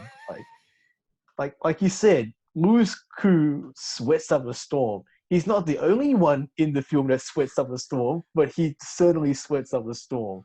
I mean, the situations that he goes through, like the car chase scene, the first car chase scene is an amazing experience in Collateral Damage. And what's funny about it is that nothing comes of it. Like, there's no positive result at the end of it. Like, he smashes through buildings and scaffoldings. At one point, he hits a truck with Pepsi Max cans. I'm like, what the fuck? And he drives through like a scaffolding, right? And people are still on the scaffolding, and they get freaking dragged along with him because of the huge net that's attached to the car that he's driving. And I'm like, what the hell is this? This is like a Family Guy chicken fight scene, all the collateral damage that happens when this Family Guy when he fights the chicken and all the buildings get destroyed. It reminded me of that. It was amazing. And the movie doesn't go up that ridiculous level from that scene, but it does go pretty well in terms of pacing. There's a cameo in the film by Wong Cho Lam, a guy who I kind of find annoying, but I found him really funny in this movie, mainly because he's meant to be annoying. Mm. he's meant to play a phone dealer salesman who's supposed to sell him a battery charger because his phone is about to die, and he's like picking up chicks at his workplace while not doing his job, Yeah. and Louis Koo's just standing there sweating like freaking liters of freaking water while he's trying to get the battery. It's like, what the fuck is wrong with you? I thought the cameos in this were good. Like Vincent Koch plays like this rich sports car owner who finds a mobile phone in his car, and he thinks he won a prize. Like seriously, the overacting in this movie is like so amazingly over the top. Barbie Shu acts like she's like experiencing a stroke Mm-hmm. because his brother's involved in some um he's involved in like Ye Lu's criminal activities that might incriminate him. They find this video that might incriminate him, like killing someone. And yeah, Ye Lu is overacting as hell in this movie as well. Sunglasses and freaking beret. Like, seriously, Yeah. if you want a bad guy in your movie, you gotta get him to have wear a beret and sunglasses because that's just how it goes. Like the only person that's not overacting in this movie is Nick Chung. Mm-hmm. Although there are some clever diversions from the original movie that I appreciate. One, the main thing that I appreciate is the fact that someone has to pose as Barbie Shu's character. So you got another actress playing her, right? And the way Nick Chung finds out the deception that he's not Mm. talking to the right person is the difference in dialect from Yeah. Cantonese to Mandarin. I thought that was very clever. Yeah, that was cool. Yeah, I thought that was really cool and how he found that out. And of course, like in the original, Kim Basinger plays a teacher, like a biology teacher, who just figures out, attaching wires and phone lines in order to call a random caller. In the case of Connected, Bobby Shu plays like a mobile phone engineer or something, or a designer or something like that. So I guess that part kind of makes more sense. The action scenes get more ridiculous as they go to an airport. it's like, oh my god, we caught the guy. The police caught the guy. All the movie's over, and he goes to the police bathroom. It's like, oh my god, more betrayal, more action. It's like, yeah, and they go in this like warehouse with all the luggage and the tour, and Nick Chung drives a friggin' not Nick Chung, Lewis, no, Lewis Chung, I think that's his name. Chung Siu Fai, that's right. Yeah, he drives this like bulldozer, is trying to run over Nick Chung, and then there's some impressive stunt where Nick Chung hides in a locker and he almost gets hit by a bulldozer, and I thought that was very impressive as well. There's no martial arts in this movie. You don't need to have martial arts in this movie because Louis Koo is playing an everyman. Oh, there's this one ridiculous sequence where Louis Koo's driving a car down the hills in the valley where people are flying their kites and the birds, right? And Louis Koo always gets freaking off the cliff. And I'm like, what the hell is this? It reminds me of like, Ice Age, that creature in Ice Age where he's always falling off cliffs. And like, seriously, Louis Koo is basically playing that. And he screams as if he's about to have a mental breakdown. And I don't blame the guy because the movie keeps putting him in these situations that you just, my God, man. And Louis Koo plays like a father's like a strange relationship with his wife and son, unlike Chris Evans in the original, where he's basically just playing like a slacker who has no enthusiasm in life. And yeah, the movie's very ridiculous. It's very fast paced and it's a lot of fun. If you just turn your brain off, and really, you should turn off your brain off in a lot of Benny Chan movies. If you don't, and you haven't seen a Benny Chan movie, you watch Connected. It's so much fun. It's ridiculous, but man, I had a blast with this. Speaking of turning your brain off, wow. Our next one, City Under Siege, 2010. Oh man. So listen to this one for those out there. A dopey circus clown played by Aaron Kwok and a bully circus performer played by Colin Chow accidentally come into contact with toxic chemicals developed during World War II, transforming them into mutants. So Colin Chow decides to rob banks and stuff, and Kwok tries to stop him. Yeah, so movies this dumb don't come around that often. Even if Benny Chan's filmography, and this one this makes Gen Y cops look like the Godfather. But it is pretty hysterical. I laughed quite a bit while watching this. It's bad, like basically all around. This is just a terrible film. Makeup effects even are horrible. Like, can you put just a little bit of effort into your makeup effects? Like, for good, like, how much does a decent makeup supervisor cost in Hong Kong? At least get that much. The makeup in this film is horrible. Shu Qi shows up as a very attractive news reporter. And then you get Wu Jing and Jing Chu Zhang, who's also a really good actress. And they're working together. They break out some decent moves here or there. Action uses a lot of wire work, CGI projectiles. Totally ludicrous. Totally cartoonish, but I can sit through this. I can sit through this movie. I think it's okay. I can sit through it and be decently entertained with its complete just awfulness and ludicrousness.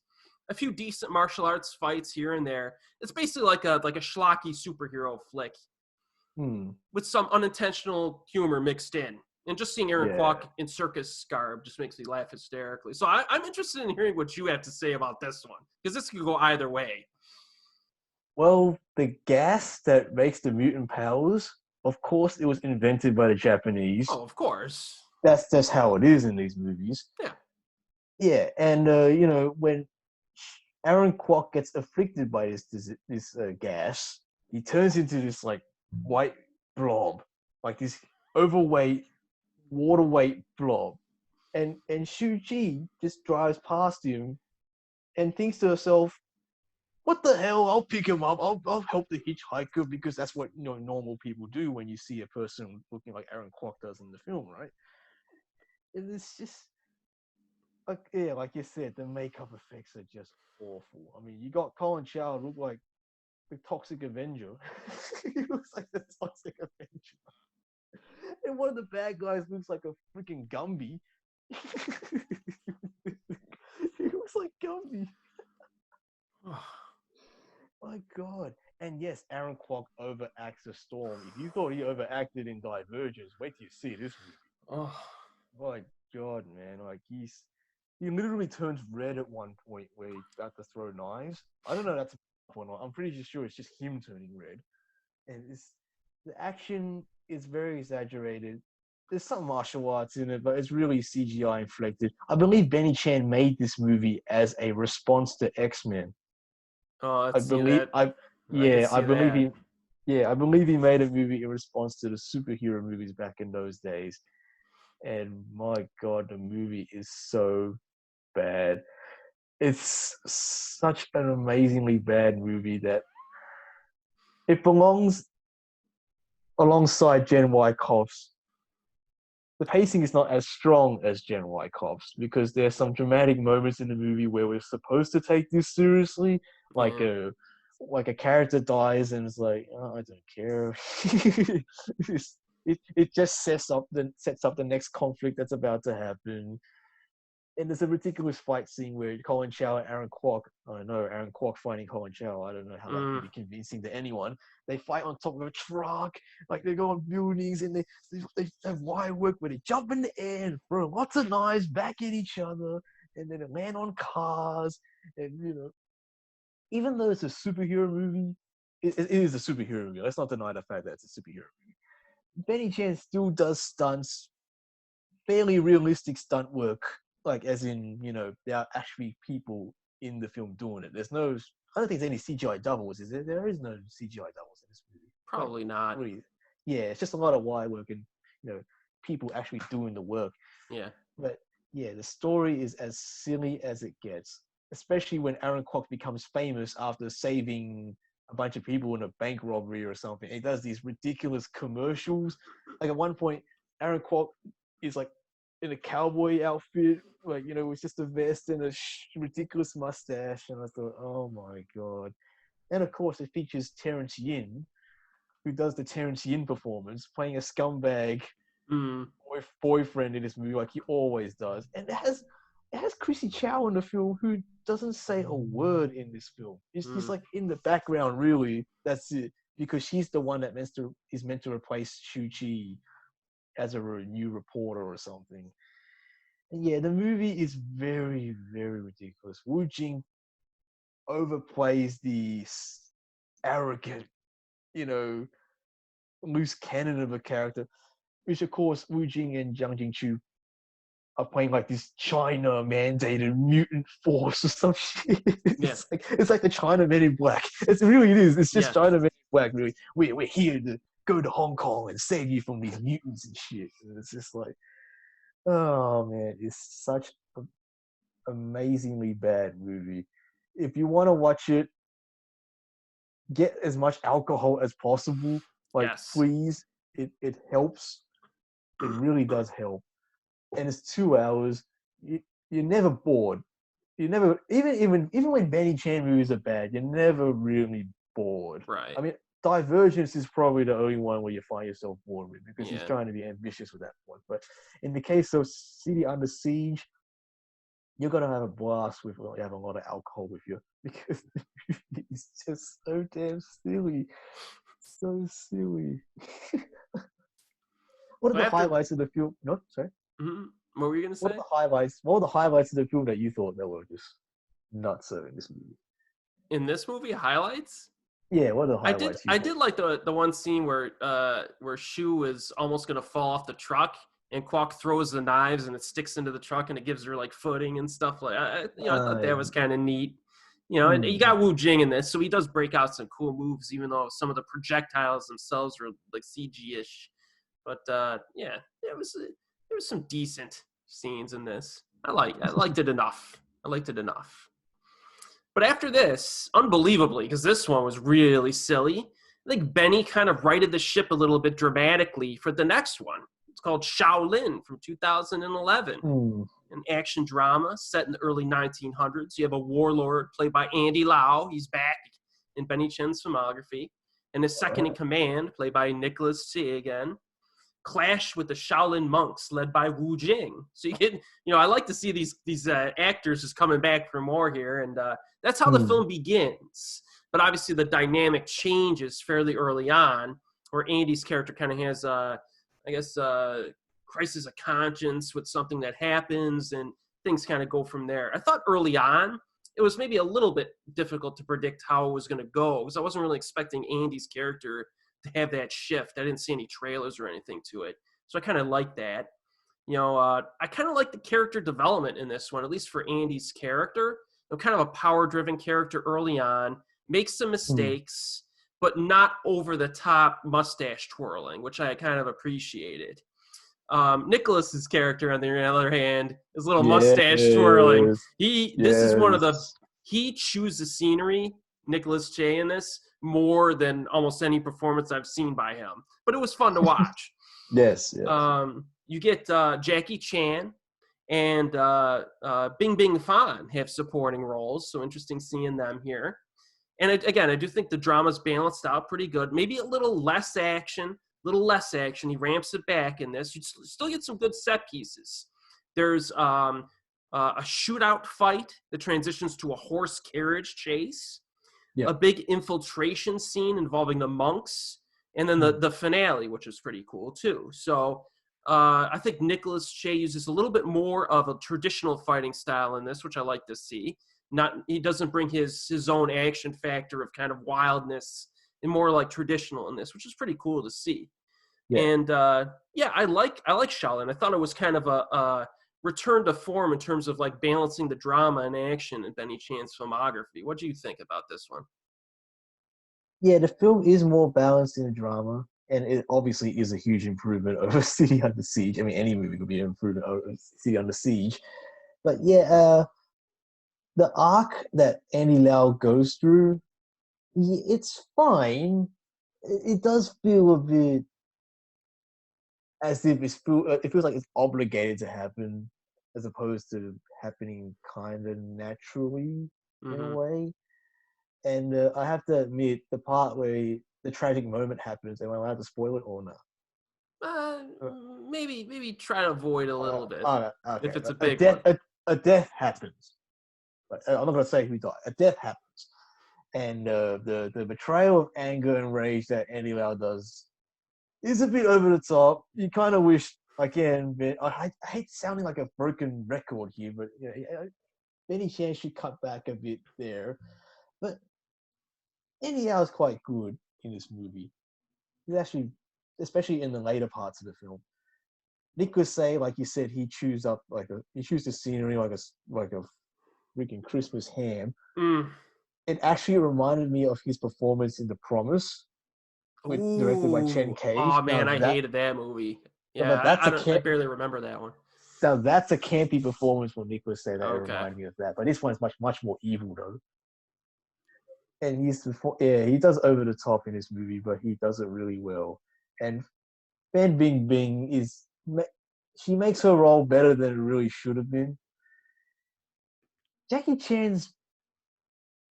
inclusion of Jackie Chan in this movie kind of feels out of place because, like you said, Benny Chan's trying to balance action and drama, right? And then all of a sudden, there's Jackie Chan doing the prop type fighting choreography. I guess his role is meant to like include some lightness in the film, which I understand. But when his fight scene happens, it just kind of feels out of place, especially in the climax where it's meant to be kind of serious. Oh, and of course, the movie includes Westerners because how else will you sympathize with your characters when you don't have evil Westerners in your film? Right, exactly. But it does have Hung Yan Yan, who plays Clubfoot in the Once Upon a China movies. Right. He's in this movie as well, and he's quite good. He sides with the West. Does he side with the Westerners? Yeah, he sides with the Westerners, I think. Yeah. He fights like Wu Jing, and does he? No. He fights a bit with Wu Jing, but he mainly fights the other Shaolin actor, Xing Yu, I guess his name is. Okay. Yeah, he fights him as well, and their fight scene is quite good. And yeah, like you said about Nicholas Say, yeah, his stunt work is more disciplined. Like, yeah, he looks like he's trained up a lot more, so he doesn't have the scrappiness or the lack of grace that he had in his prior work. Yeah, his fight scenes his fighting scenes are very good. Any Lau looks like he does the best he can. Obviously, he can't, but he actually looks like he's trying here. Mm-hmm. And yeah, the film is actually quite good. The drama is a bit forced, and the whole Western angle is a bit, China mandated, but it is an improvement of City Under Siege, though. That's for sure. So our next one here. Now this one I watched recently. I remember liking it more in the past, but my recent viewing, it dipped a little bit, and that is The White Storm from 2013. Now, again, action drama. An operation against a notorious drug lord changes the destiny of a Hong Kong narcotics team. So this one, I don't know. It's pretty good. My recent viewing, though, I found the story and characters to be a bit on the generic side. Again, maybe a bit too melodramatic for its own good at times. Didn't really care about Louis Koo's home life. I thought they could have just cut that out of the film entirely. I just didn't care. And it's 2 hours and 14 minutes, where I did kind of feel the runtime in this one. There are, though, some unexpected plot developments along the way, some of which are completely ludicrous, which I won't spoil for anyone. I was like, you have got to be joking with this plot twist. But it's almost like homaging the heroic bloodshed films from back in the day. I think this one was trying. It does a pretty good job. Again, less action from what you would expect from a higher octane Benny Chan film, but you get some good moments of violence, some highlights. There's one scene with some serious firepower, military type firepower, that was pretty cool. And you get Louis Koo, Lau Ching-wan, and Nick Chung rounding out the main cast. So again, I like this one, but it dipped a little bit for me on a repeat viewing. What do you think? Yeah, it does pay homage to those heroic bloodshed movies to John Woo. I think especially bullet to the head type of thing. Like they even venture to Thailand, but it's like a location hopping here. And the movie does quite well to set up the conflicts, the stakes, and the like you said about Louis Koo's home life. Yeah, we could have used less of that. But when the action scene / tragic moment happens, like the action scene is really good. Like the car chasing and the guns firing from the helicopter downwards. Yeah, that was great. And when the tragic moment happens, I thought, okay, we're getting somewhere, all right. But after that, that's when every single actor is doing the awards courting performance again. Like, right, over and over. It's just like, and like they're separated. And you got the sappy music, and then of course, Benny Chan's going back to his dramatic ways. Of course he is, and he's brought Lau Ching-wan with him. And of course, Lau Ching-wan plays a loose cannon cop again, whose enthusiasm to the job has cost him his, friends in the process, played by Louis Koo and Nick Chung here. And like you said, there's a reveal in the third act of the film that is so ridiculous. I didn't see it coming. Got to give him that much. That's because no sane person could see it coming. I'm like, really? Actually went that far, and of course the film has to keep going. And there's a shootout sequence in the climax in like a hotel, like a restaurant in the hotel. Yeah. And the action's good there, but part of me was thinking, isn't the hotel staff going to call the police anytime soon? You have like a shootout in the entire floor of a building and no one's doing anything about it. But yeah, it is a bit disappointing. The movie's way too long.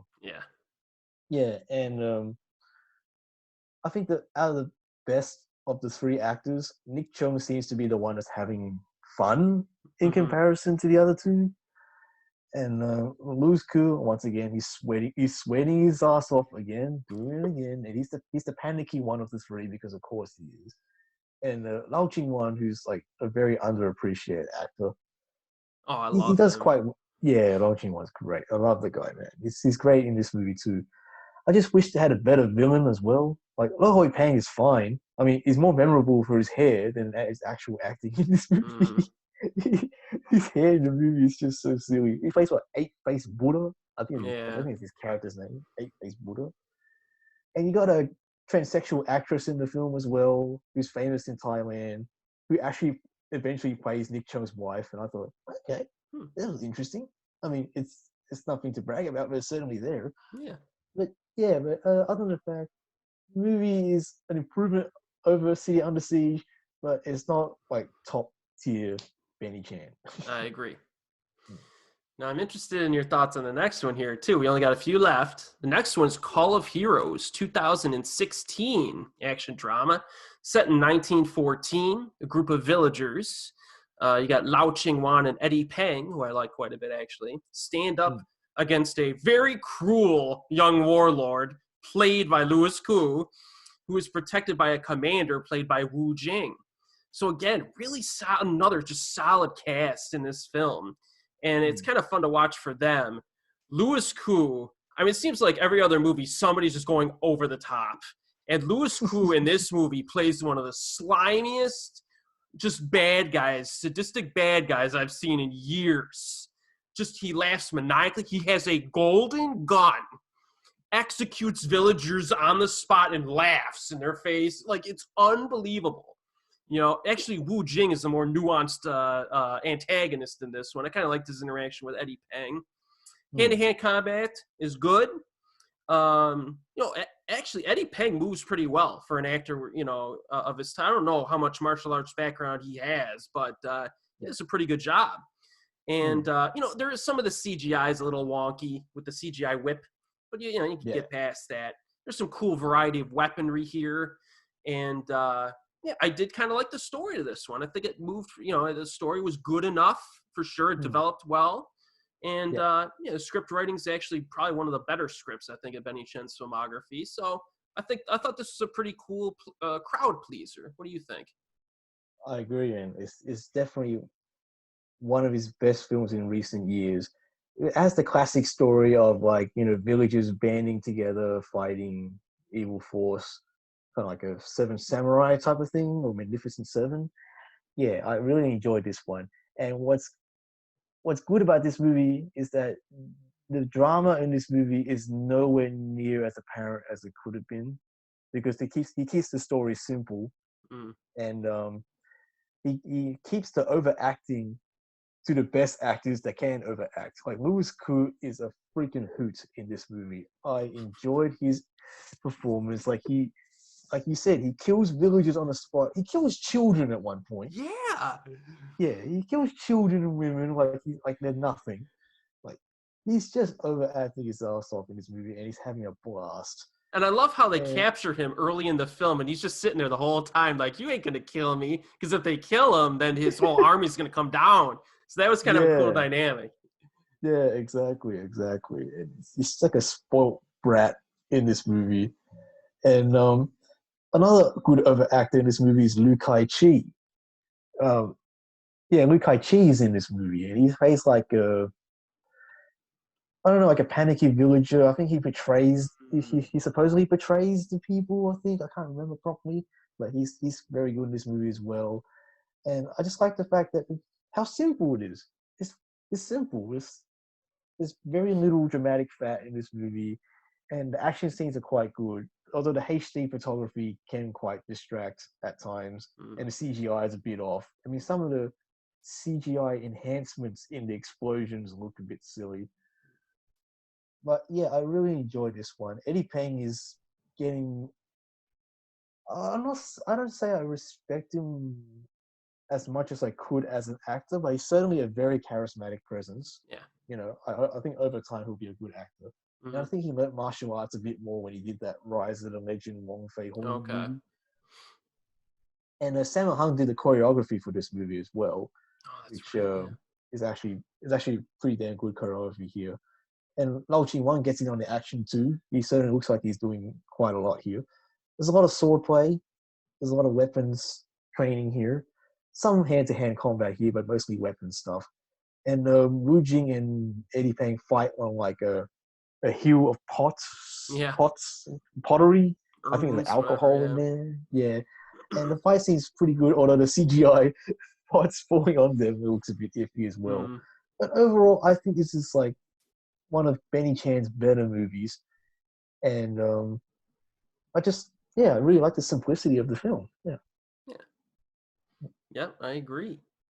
Now our next one. This is the last one that he completed, and then we have. Well, I'll get your opinion on the one that's to be released after this. But Yeah. man, I just watched this one a few months ago called Meow from 2017, a comedy, and I was ready to rip my hair out. An alien life form, that looks like a human-sized cat has recently come to invade Earth and ensure his planet's survival.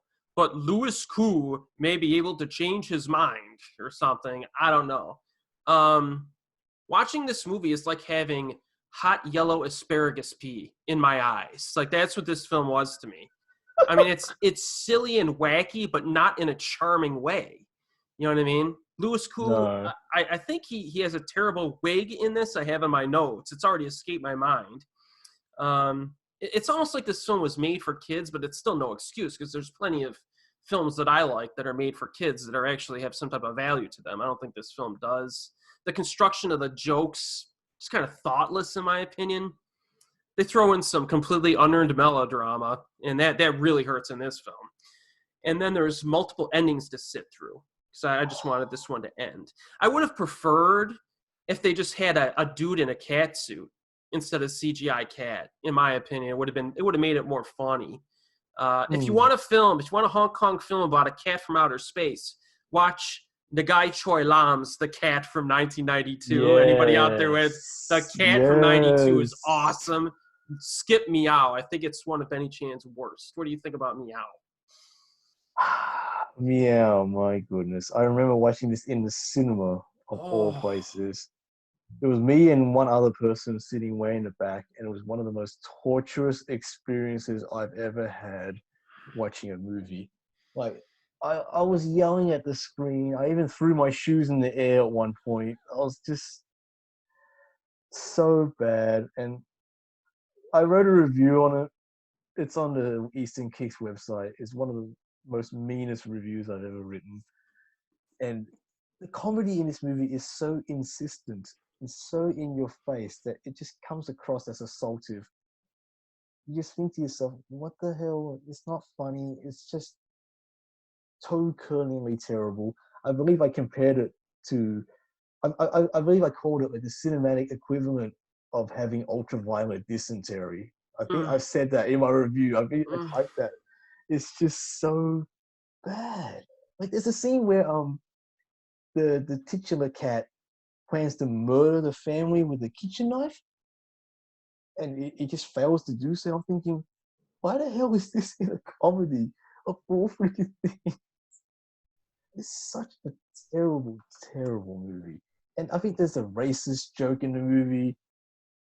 I think involving like Thailand or something. I think it's like a transsexual joke that's offensive in that movie as well. I thought this was just so torturous. I think the one highlight, or not highlight, but one saving grace in the film is Michelle Wai. Oh. And even then, she overacts in the very end of the movie in credits. And I'm like, oh god, yes. I was basically in the movie. I was like, take me away from this movie, please. And of course, Louis Koo plays a soccer goalkeeper, right? He plays a goalie, right? And his character's name is Goalie, because of course that's the height of the humor in this film. Like, part of me wishes the film was just cats in the planet. That's all it was. No humans. Yeah. I just wish it was just cats throughout the entire movie. That would have been maybe a more entertaining movie. But when I heard the idea of this film was based on like a cat mascot that Louis Koo was involved with in his commercials, and apparently Benny Chan wanted to make a movie out of that, I thought, yeah, I should have seen this coming, that this movie was terrible. I really should have seen it coming. And it's just crap. This belongs in like the trilogy of crap that Benny Chan made. But the crap has just gotten worse. You got Gen Y Cops, which is like the most hilarious crap ever, and Yeah. then diminishing returns with City Under Siege, and then to a new low with freaking Meow. That's just Yeah, there the are movie's a just few torturous. Benny Chan films I will never watch again. I will never watch Meow ever again. Ever. And all I can say is thank goodness it's not his last film. Because Yes, we I was got going to say one that. more left next year, Raging Fire with Donnie Yen and Nicholas Day. And I have Yes, some confidence in that one. I got confidence in that. I think it's going to be a good one. yes. The minute teaser looks promising, even though Chan didn't finish post production on that movie because of his Mm-hmm. untimely death. I guess they kind of finished it somehow at the end. Donnie Yen is in the movie. I believe he's doing the action direction in that movie too. Mm-hmm. And Nicholas Say is in the movie. He hasn't acted in a while because he was doing his cooking show, and I believe he's got like 2 Michelin stars now. No kidding. Yeah, I think 2 Michelin stars. I think he's Well, he coming was in along that talented as a cooking. He cook. was in that cooking movie that I really enjoyed. Cook up a storm, Um, right? yeah, I like that movie. Yeah, he's Maybe in. he was into it when he was doing that film, or maybe before. That's Yeah. cool. Mm. And the movie looks like it's got like the teaser had ton of explosions and Donnie Yen doing his thing, and it looks like it's like back to basics for Benny Chan again. Yeah, And it was like after like 20 years since working with um Donnie Yen since Fist of Fury, they kind of learned their lessons in there. It's just it looks very promising. It looks like back to basics. nice. Yeah. Yeah. So overall, Benny Chan, I really enjoy him as a director. I'm Mm, definitely gonna go through and rewatch his stuff a lot in the future. You know what I yeah. mean? And it's too bad he passed away so young. He was still in his 50s, but Yeah. he did leave us a nice collection of pretty fun action films, ranging from quality to just ludicrous. So good it's so bad it's good stuff. So Yeah. yeah. Well, thanks for joining me, Harris. I appreciate Oh, it. not a problem, man. This was a blast. I had to talk with someone who appreciated Benny, and you were like the perfect dude. I knew it was gonna. I had to invite you. So yeah. And are you around on social media? Do you want me to link anybody to your what you're doing, or what are you doing online nowadays? Oh, I'm still writing reviews, but if you want to connect with me, just follow my Twitter account, which is Filmomatic. So just search for my name, Harris Dang, and the Twitter handle is Filmomatic, and that's basically where you'll find Yeah, I'll include a link in the description box. So all me. right. Well, thank you very much, my friend, for stopping by. It was good. Not a problem, man. It's great. All right. I'll see everybody next time.